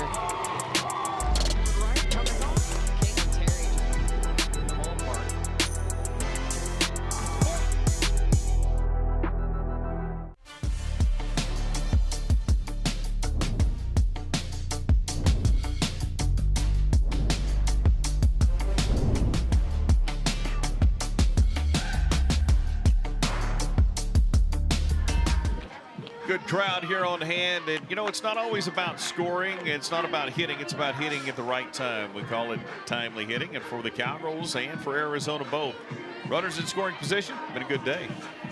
Timely hitting is the key to the game. It's who can get those clutch hits in the right moments, and like you said, Arizona today, that first inning, had 3 of them to bring in all of their runs today, and then the Cowgirls, you know, so close to having another big inning for them in the bottom of the 4th with 3 runners left on base. But you'll love to see the clutch hits, the clutch ABs from both sides. Arizona 3 for 5 for 600. Cowgirls 4 of 6 for 667. So they have, although the Cowgirls did strand them loaded in the bottom half here, but they managed the run and back to the top of the order for Reagan Shockey and crew, the center fielder. Reached on an error, popped out as well, and back to Ruby Malin and over to Lexi. Lexi was playing in, had to turn immediately, got back. And, you know, again, that seems simple, but she's not a first baseman, so it's not a natural tendency to immediately move. I know she's been there for several games now, but she's done a great job of learning to play that position. I know Lexi McDonald has gotten a lot of work in at first base over the course of her career in practice. Not a ton of game opportunities, like you said, and that is a tough skill to go back while you're trying to catch the ball and find the bag with your foot. Something that you need to practice, and it's been interesting to see Carly Godwin scooting over to second base, Lexi McDonald at first base, and you know, the big reasoning behind that, try to get more offense going, prioritize the bats a little bit, and Carly Godwin, I think, has done a pretty good job over at second base. You know, a couple miscues here and there, but that's going to happen, mixing your defense around a little bit. And it's really fun to see Coach G, you know, not afraid to change up his lineup. He is absolutely not afraid to mix up his lineup. And he has always said, if you can hit, as we see Trice, the second baseman, 1 for 2, batting .448. Up from .444 the last time she was here. Just keeps growing and growing, as she had that single in the second. But if you can hit, we will find a place for you. And he has made that claim for the time he got here and has been very true. And sometimes that means you're going to be an outfielder playing in the infield or an infield playing in the outfield. Or you're going to have to learn a new position. Yeah, 100%. At some point. That's exactly right. I mean, he is absolutely. But you got to love that. And, you know, you got to love the fact that Lexi McDonald and he had the conversation. Hey, Coach, I feel like I'm doing what I need to. And he said, well, you need to work harder. And opportunities in front of her happened, and she continued to work hard. And those two things met. And it's led to Lexi McDonald, again, the Silo, Oklahoma product, getting her opportunity. As Trice, and the flip, there it is again. Great job coming in. The Trice speed shows that she was going to go by McDonald, but then to have the wherewithal, and for Godwin, who's not in her position, to be covering second, or covering over to first, the flip. And that seems routine, but it's not necessarily when you have players playing out of position. I think Carly Godwin has done a really great job of getting over to first base in some of these situations. You know, Arizona likes to drop some quick bunts. She's done a good job covering the bag.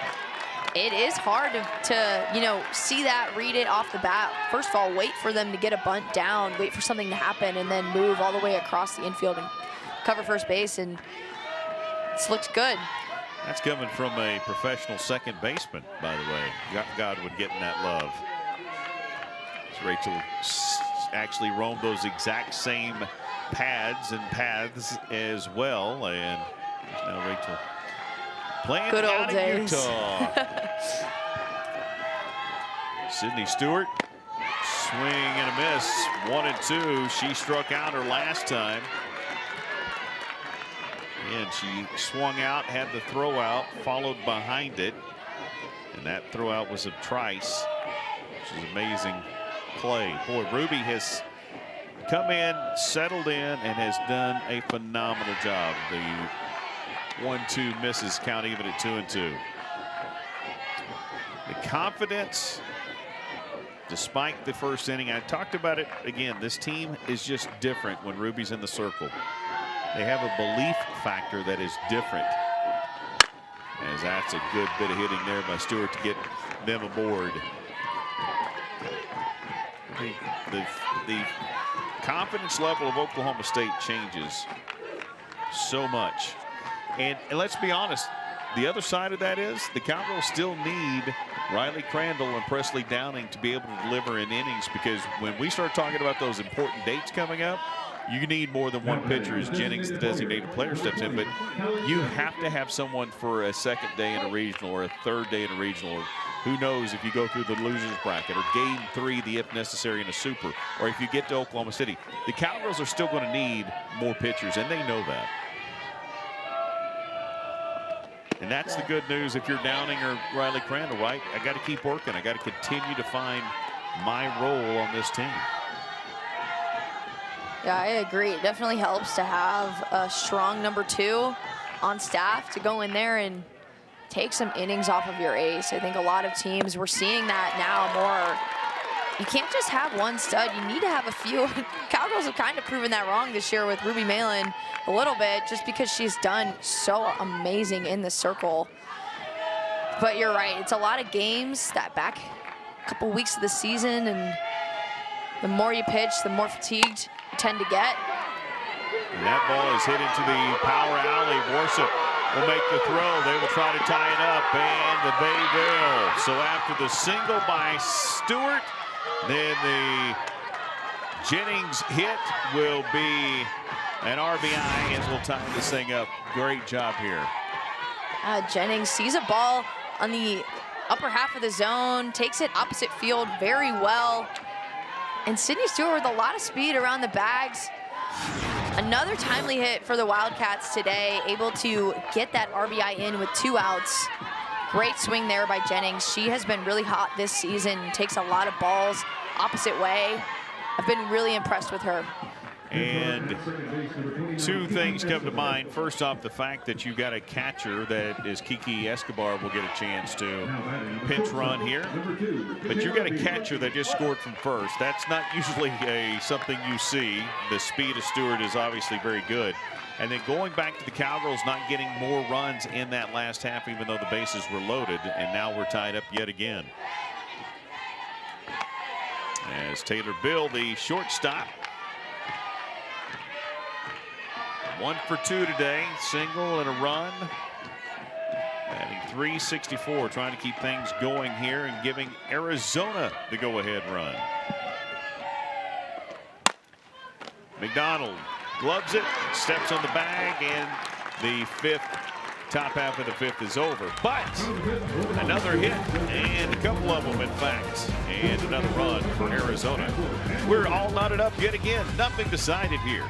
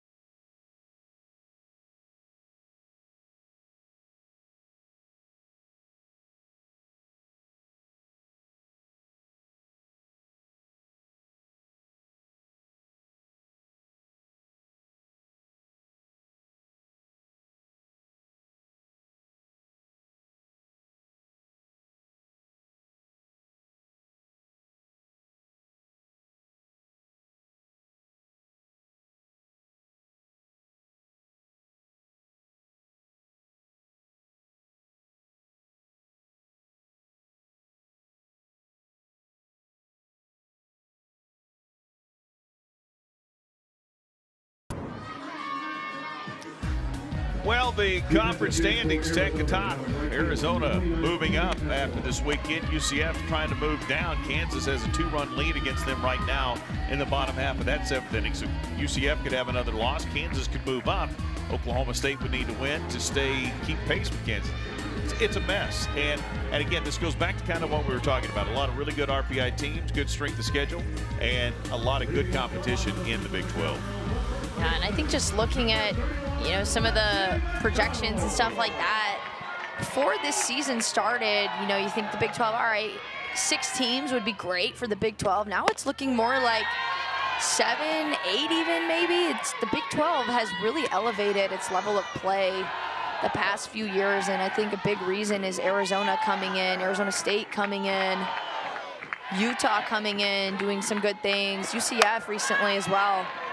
Yeah, no doubt they've played very, very well as Lexi McDonald will fly out to center field for out number 1, and Adams gets the first one here. Gets things going well for Arizona in the bottom of the 5th.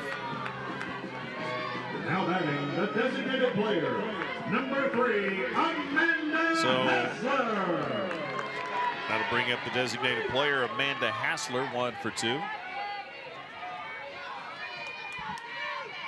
These two teams, this game is big win on Friday, dominating win by Arizona, and this one has just almost mirrored one another. Difference is the Cowgirls have stuck with 1 pitcher. It's taken 3 so far for Arizona. I think it's just the all hands on deck mentality here in game 3, just deploying all resources to try to get this win, both sides. Malin out there after throwing, I mean, hundreds of pitches over the course of the week, and Adams here, number 3 for the Wildcats coming into this game. Just both teams doing all they can to try to get this win. Yeah, you know, you talked about in a 10-inning game, you just want to, at that point, you just don't want to lose it. And the Cowgirls pushed all their chips in the middle, as you said, deployed all the resources, and so did Arizona. That's why you got to give Arizona credit, is that's going to be foul. Well hit, but foul. As Arizona came back with desperation on Saturday, that they knew they could not afford to lose 2 in a row or possibly be swept. So they tied the series up, and you're right. Everybody should be available in some capacity today just to try to find a way to win this, because it is such a big series. Every Big 12 series is, but this one has different meaning with the rankings of these two teams and the standings, as that one is hit. Soft hitter over to Trice, underneath it for out number 2. Again, Trice got behind Lucas so quickly. She was able to call her off and say, "You stay right there, I got it." She's so athletic at second base, so fast, so quick, really good glove. So Tia Warsup will get another chance. She had a single, and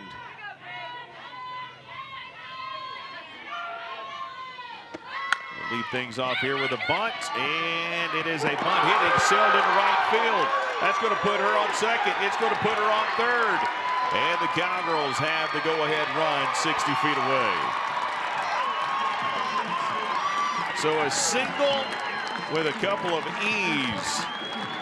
That got her to third base. What a turn of events here. Tia Warsup, first of all, perfect bunt down the first baseline. And Stewart sails that one into right field. Maybe didn't have a great grip on it. Just Tia Warsup doing everything right today, swinging it well, getting bunts down, running extremely well around the bases, and lucky break there for the Cowgirls. That's the first mistake I've seen out of the Arizona defense, I think, this whole series. So 2 outs still on the board. Just going to try to shut it down before Tia Warsup can come in to score again. Listen, with the aggressiveness of Kenny Gajewski and the sneaky nature, don't be shocked if this is not one of those places where we might see a squeeze. I mean, with 2 outs on the board, that definitely changes things a little bit in terms of the squeeze. You know, it really comes down to whether or not you think Schneidmiller is going to get on or not. And again, Lucas is playing way behind the bag.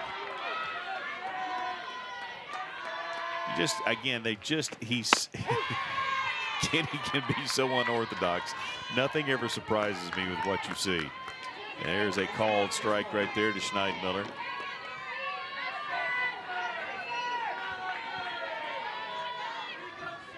Here's the 0-1. That one's off the plate, 1-1.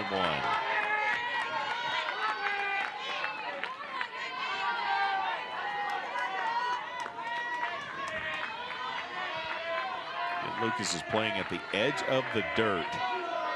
Just saying. And you know, this Schneidmiller, looking at her day, had the walk, had the sack bunt, and ahead in the count here, 2-1. Now the sack bunt that proved to be really important too, getting Tia into scoring position. Jones with a single, moved her over to third, and then that sack fly from Claire Tim.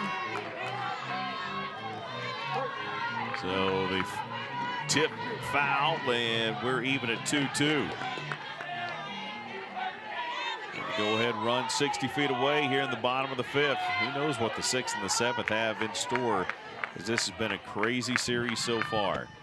And it was hit, foul out of play. Not a lot of power right now for the Cowgirls. The hits they do have not been exactly major power. I mean, give Adams credit. She's done a good job of kind of keeping the Cowgirls off balance from that regard. Wind continues to blow again, left to right now. Schneidmiller lifts it. No sacrifice needed. How about a home run? 2-run shot. Sound the horn.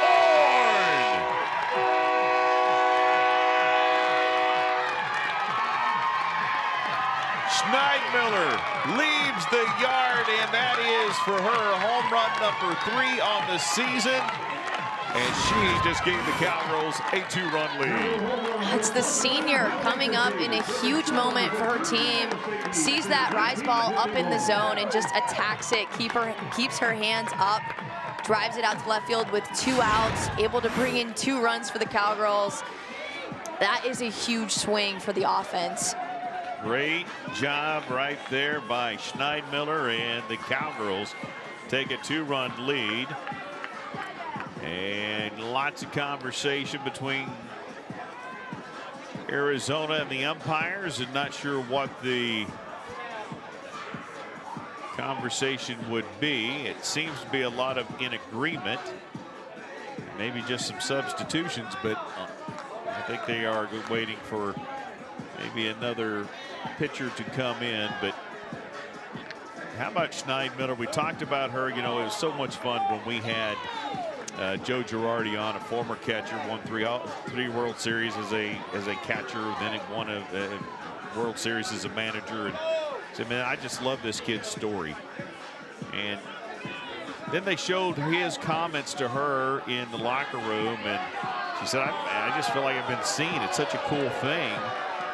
And know what she has overcome and persevered. She is the epitome of a student athlete that has been loyal and true. Now we've got more conversation. Again, this went from an agreement type of conversation as Oklahoma State sounds the horn just for fun. This horn usually goes off for home runs or victories, but getting one right here in the middle of a conversation. Trying to get confirmation as to what Coach Lowe is not happy about, but she certainly is not happy, and that's got this terrific crowd. A little unrest going on there. They're ready to get this ball game back resumed. So the officials, the umpires are going to get together, and we're going to talk about something. I don't know if it was a substitution that Oklahoma State made that they felt like, she felt like that was not accurate.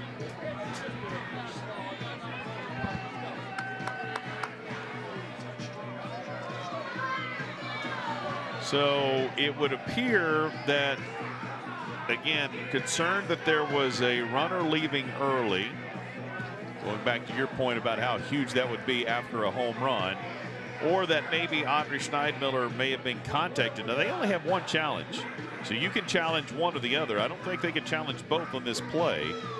And, again, tells you how big that play is. The umpires still getting together. Now they've explained it to Kenny Gajewski, and now we'll probably find out what the challenge will be, if in fact there is going to be a challenge. And this series has presented it all. That's for sure. Now, when you're a player and we're in this situation, how much disruption is this for you as a player? Is it kind of funny and you don't care, or does it take you out of a rhythm? I don't think it takes you out of a rhythm. I think that you're kind of just waiting to see how it plays out. It gives you some time to, you know, just talk with your teammates a little bit. Honestly, just relax, I think, a little bit. Eat some goldfish. Yeah. I mean, I know what's in that dugout down there. Just get a quick little snack and kind of smile and keep them rolling. But well, whatever it is, it has got all the umpires now in the dugout. And here's the first part about leaving early, all right? So ball's released, and man, I mean, the ball's probably to the bag, home plate before she leaves. So that's not it. Yeah.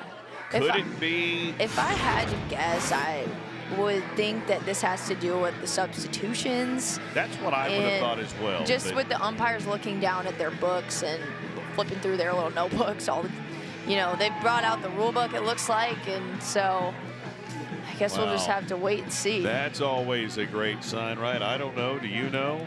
Do you know? I don't know. There are a lot of rules in that thing. It's hard to know them all, honestly. Who's on first? What's on second?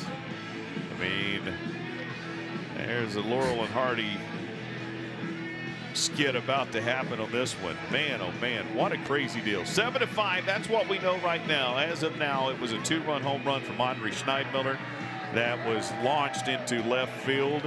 Her third home run of the season gave the Cowgirls a 7-5 advantage after out-hitting Arizona 8-6. Both teams with an error so far.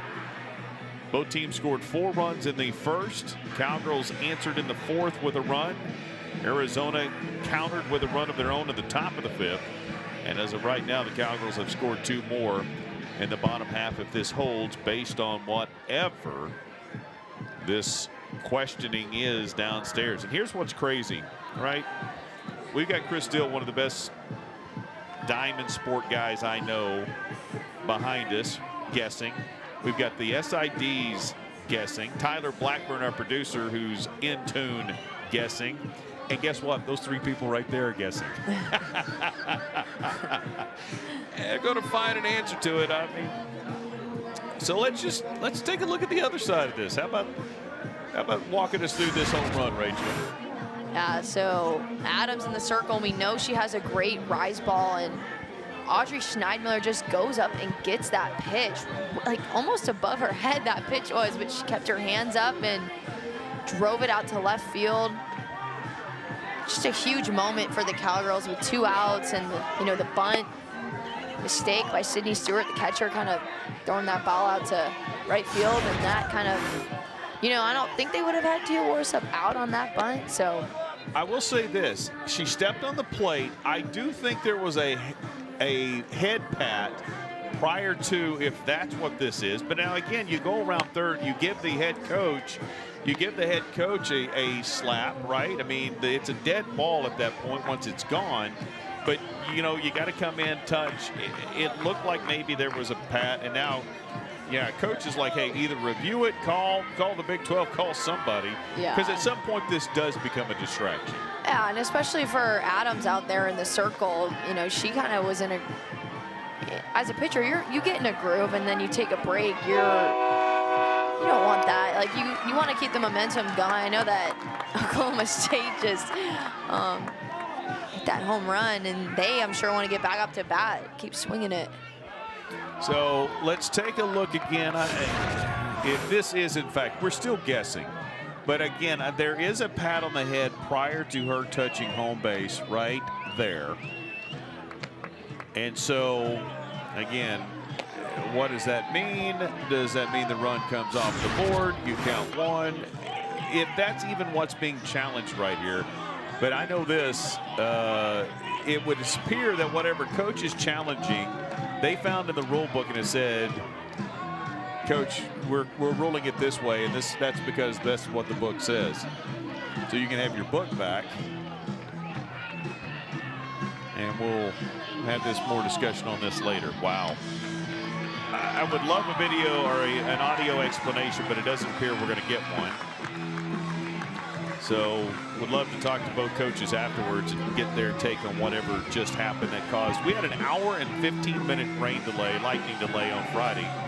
That was probably a good 14-15-minute delay of just conversation. And we resume. Bottom of the 5th, Cowgirls up 7-5, and Aubrey Jones, who had a single her last time up. Everybody's glad we're just playing ball. The pitch, soft roller to Bill. Throw, all of that, and now we're done here in the bottom of the 5th. But what we know is the Cowgirls got a 2-run shot from the senior catcher. Hanging in there, staying back. Hitting that one high and hitting it a long ways. Cowgirls lead it 7-5.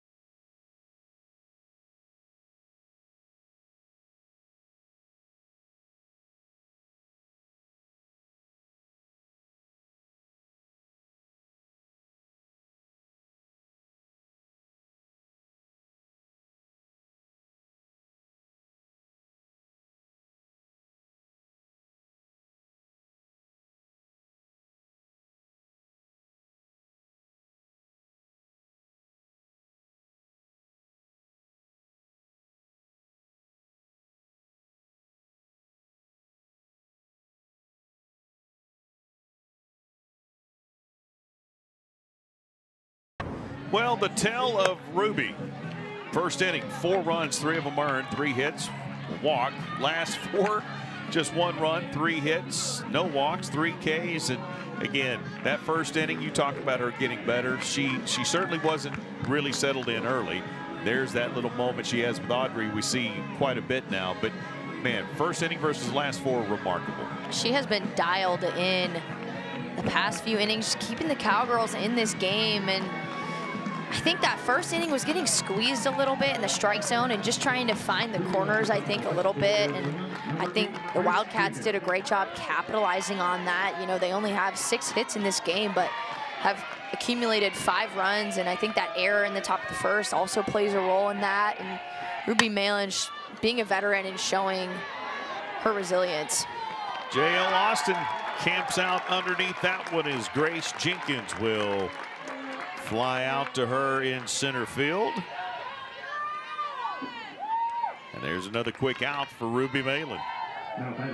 Yeah, and that leadoff out is huge. And Ruby Malin has been successful in getting that out since the 2nd inning. I think that just is so important for her. When she gets that out, she just rolls, I think, through the rest of the inning.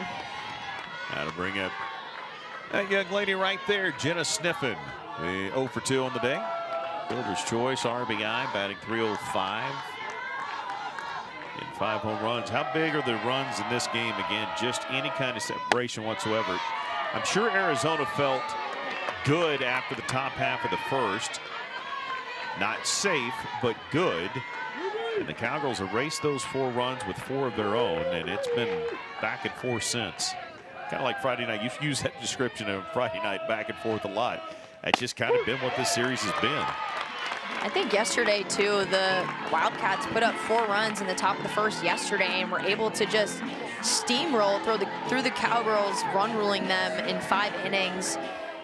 But today, the Cowgirls offense with the immediate response after those 4 runs, getting 4 of their own back, I think was just so important to fight back right away instead of waiting a few innings to get the offense going. It was the immediate response that has kept them in this game and ultimately given them the lead up until now. Fighting and clawing, and, you know, quite honestly, as that one's hit sharply to Rosie, gloves it, throws it, and out number 2. That is, it's one thing too, you know, Rachel, if you'd come back and you had gotten, let's say you'd gotten 2. Well, now you're still down 2. Then you got another run. Now you're only down 1, but they answered. And the 2-run shot would now be tied. They didn't scratch and claw a couple across. They answered them fully. That is huge, obviously setting the tone for the rest of this ball game. Because if they had, again, still working here and you're tied up, now we're in a ball game, but they got all 4 of those runs back. There's a pitch. And it is a ball to Kez Lucas, the first baseman. Looking for her first hit on the day. And Arizona looking for some 2-out action as they are down to their final 4 outs if things hold. And misses a little tall, 2-0.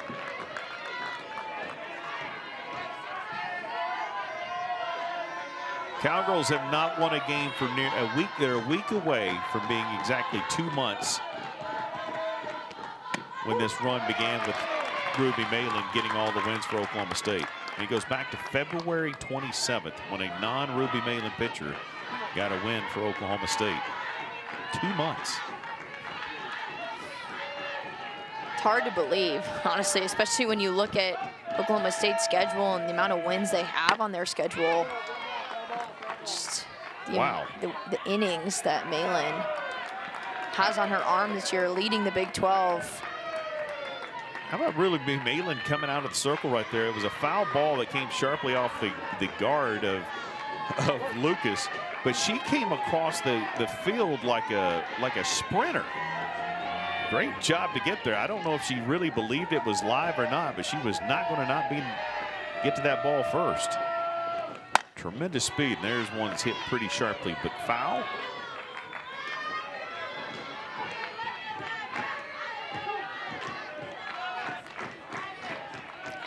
Great connection between Schneidmiller and Ruby Malin as well. We talked about them getting together in the circle prior to innings and having a little moment, and both of them making sure they're on the same page. Just almost a little meditation for a minute. Big exhale, inhale, exhale, and next pitch. Yeah, it's exactly right. And that, how, you know, obviously you're not a pitcher, but you can imagine, you know, if you are a pitcher, just looking down there at your battery mate going, hey, she's got me. No matter what, she's got me. And that connection has, and again, it just adds to the lore of the career that Schneidmiller's having and paying off here in her senior season to stay around and be rewarded the way she has. Big swing and a miss right there, and Cowgirls trying to get another 1-2-3 inning here as Lucas now even at 2-2.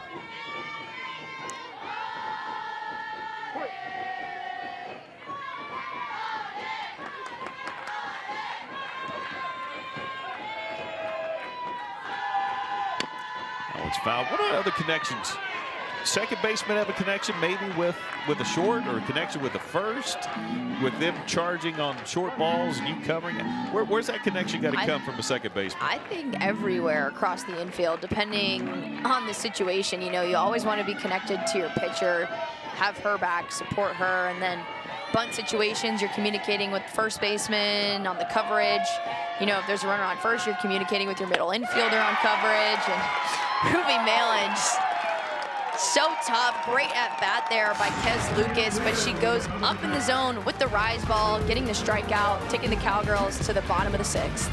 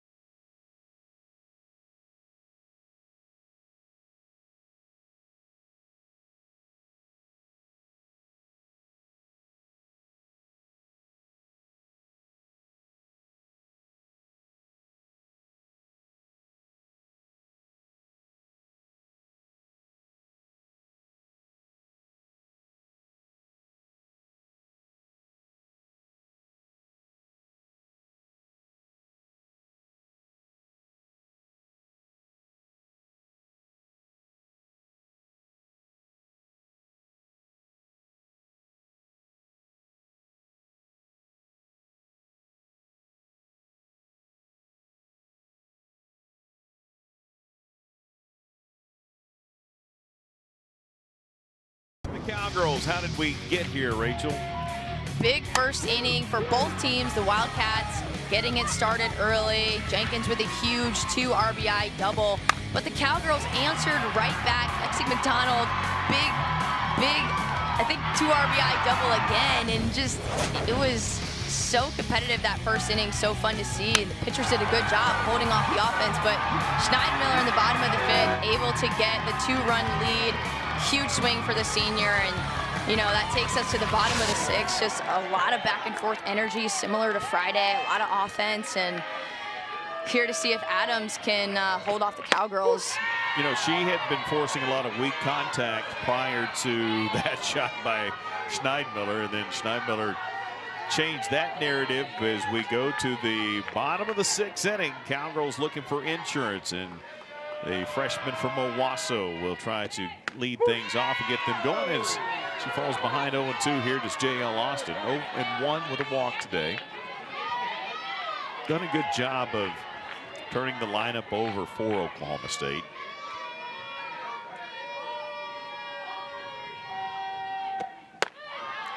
That went out of the zone, 1-2. Haven't heard a number today on the crowd, but it's another good one for the Oklahoma State Cowgirls. Set a record for attendance. They broke their own record set earlier in the year against Nebraska with a 2,093 on Saturday. As Kenny Gajewski, again, great crowd here today. As Kenny Gajewski said, I wish we'd have played a little better for that crowd during the game-in interview yesterday, but Cowgirls trying to reward this one today. 2-2, swing and a miss, way out front, and there's the changeup. Got J.L. Austin with a strikeout. Adams here with a nice pitch on the outer half of the zone. I believe that's her screwball or rise ball, something that's spinning away, I think, to J.L. Austin there on the outer half of the plate. Love how she threw a really good strike on the outer corner and then just kept expanding that zone and got Austin to bite on a pitch, I think, outside of the zone on the outer half of the plate. Cowgirls' very first strikeout of the day. 3 different pitchers, but the first strikeout Arizona's been able to manufacture, and the Cowgirls will go declare Tim 1 pitch, fly out to center field. So 2 down very, very quickly here. And Carly Godwin will come to the plate with 2 outs. Couple of walks on the day. Able to score a run. 0 for 1 otherwise, and takes ball 1. And 2 runs seems pretty good, but the top of the 7th on Friday, Sydney Stewart tied the game up with a 2-run shot against Ruby Malin, and we've had to play 10. There's a strike, 1-1. You can never be comfortable with the lineup that Arizona has, especially with it going 9-1-2. So Shockey and Trice going to come back up to the plate for sure. One of them can get on, which we've seen all weekend and all year long for them. Sydney Stewart going to come up to bat again in the top of the 7th. So the Cowgirls really going to fight for any additional insurance that they can. Absolutely, and again, that's the exact formula that got them into extra innings, only to have Tia Warsop walk it off in the 10th. But that was such a great game as this ball is hit sharp into the power alley, but at the track, and Shockey makes the catch. And we're going to the top of the 7th. Cowgirls trying to win it with a 2-run lead. It's 7-5 in Stillwater.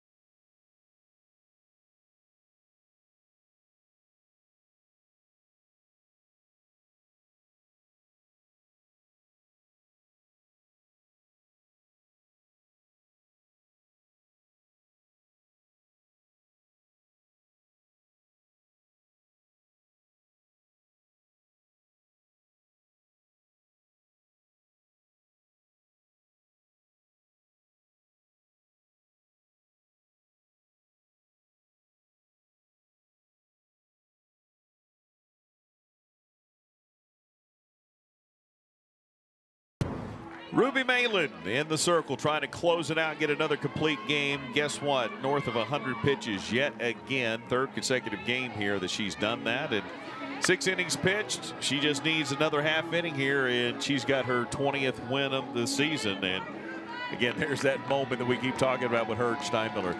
Pitch, next pitch, next pitch. No matter what happened on the last one, stay present in the next one. Yeah, Steinmiller and Malin have kind of been that battery this whole season, so consistent. They've got a great connection, and I think Malin is just proof that Oklahoma State can beat any team in the country when she's in the circle. Oklahoma State has 4 top 10 wins this season. First one against A&M, Crandall was credited with the win in that game, but UCLA, Nebraska, Oklahoma, Ruby Malin was in the circle for all of those games, got those wins, and those are huge resume builders for the selection committee. You know, I was talking to some people in the Oklahoma State clubhouse the other day just about the process, the selection process. You know, there's so many things that go into it, and a big one is the quad 1 wins, but an even bigger subset of that is top 10 wins. Oklahoma State with 4 of those throughout the season. Arizona on the other side with 3 as well. Both of these teams have taken down Oklahoma. Not something that a lot of people have been able to do this year. And I think this series has been such a testament to how competitive these teams are, both of them fighting for one of those top 16 seeds. Good to see that senior banner out there whipping around for Ruby Malin. As you see, the leadoff will be a pinch hitter, and it is Emma Cavanaugh, who had a home run in a pinch hitting role on Friday night, part of that comeback for Arizona. And she starts behind here 0-1. Make it 0-2. She's got a big swing up there, going for the fences, swinging hard. Such a tough thing to do, to come in as a pinch hitter, facing an All-American in the circle. And she came up big on Friday night with that home run. That went out of the zone. Addison Duke is 0 for 5 in the series. So again, Cavanaugh having the success in that pinch roll for Duke in game 1. You understand why this decision was made. And here's the 1-2. And that one is hit, but it is hit to the shortstop as Jones slides over, calls Godwin off, and 1 gone in the top of the 7th. So exactly what the Cowgirls wanted. You talk about a leadoff out. With what's coming up, that was an extremely important out. 100%. Leadoff out is huge. It's, you know, I think a lot of the times when that leadoff batter gets on base, they come around to score. And with 1, 2, 3 coming up next for the Wildcats, everyone give them any extra base runners. That'll bring up Shockey.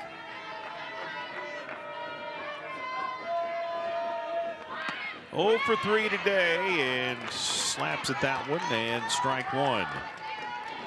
Reached on an error and scored in the first, part of that 4-run effort by Arizona in the top of the first, but then pop out and a ground out, fly out I should say, and a ground out. And that one off the plate again. Being very specific at pitch location to Shockey.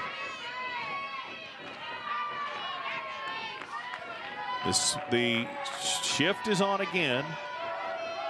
It worked beautifully on Friday. Ooh, that one caroms off of the pitcher, Ruby Malin. Right back to the shortstop, and Ruby's right hand is absolutely on fire, and she immediately walks off the field. She called timeout, and that ball, she tried to barehand that ball. It caromed off of her, went immediately to Jones. And boy, that is something no Cowgirl fan wants to see. And you can see the urgency with trainers and staff, everybody out talking to Ruby Malin. Again, barehanded it. And again, not sure, again, if that's just the pain and the sting of the contact, or if you dare not speculate, but there's a lot of things that could have happened from that. And I think everybody here just holding their breath, especially Cowgirl softball fans. Her pitching hand, you know, that's something you really need if you're Ruby Malin, especially with her role on this team, being that ace pitcher. Yeah, obviously you see her stretching it out. The way she's bending it would make you think that it's not broken. And she looks immediately, man, she dropped her glove and walked off as we take a look at this. And that ball was smoked immediately. Her reaction. Great job here, by the way, by Jones to get the out. But she drops the glove and immediately walks off the field. And boy, everybody's loving the fact that she's got a smile on her face, and she's trying to clutch that ball and give it a go.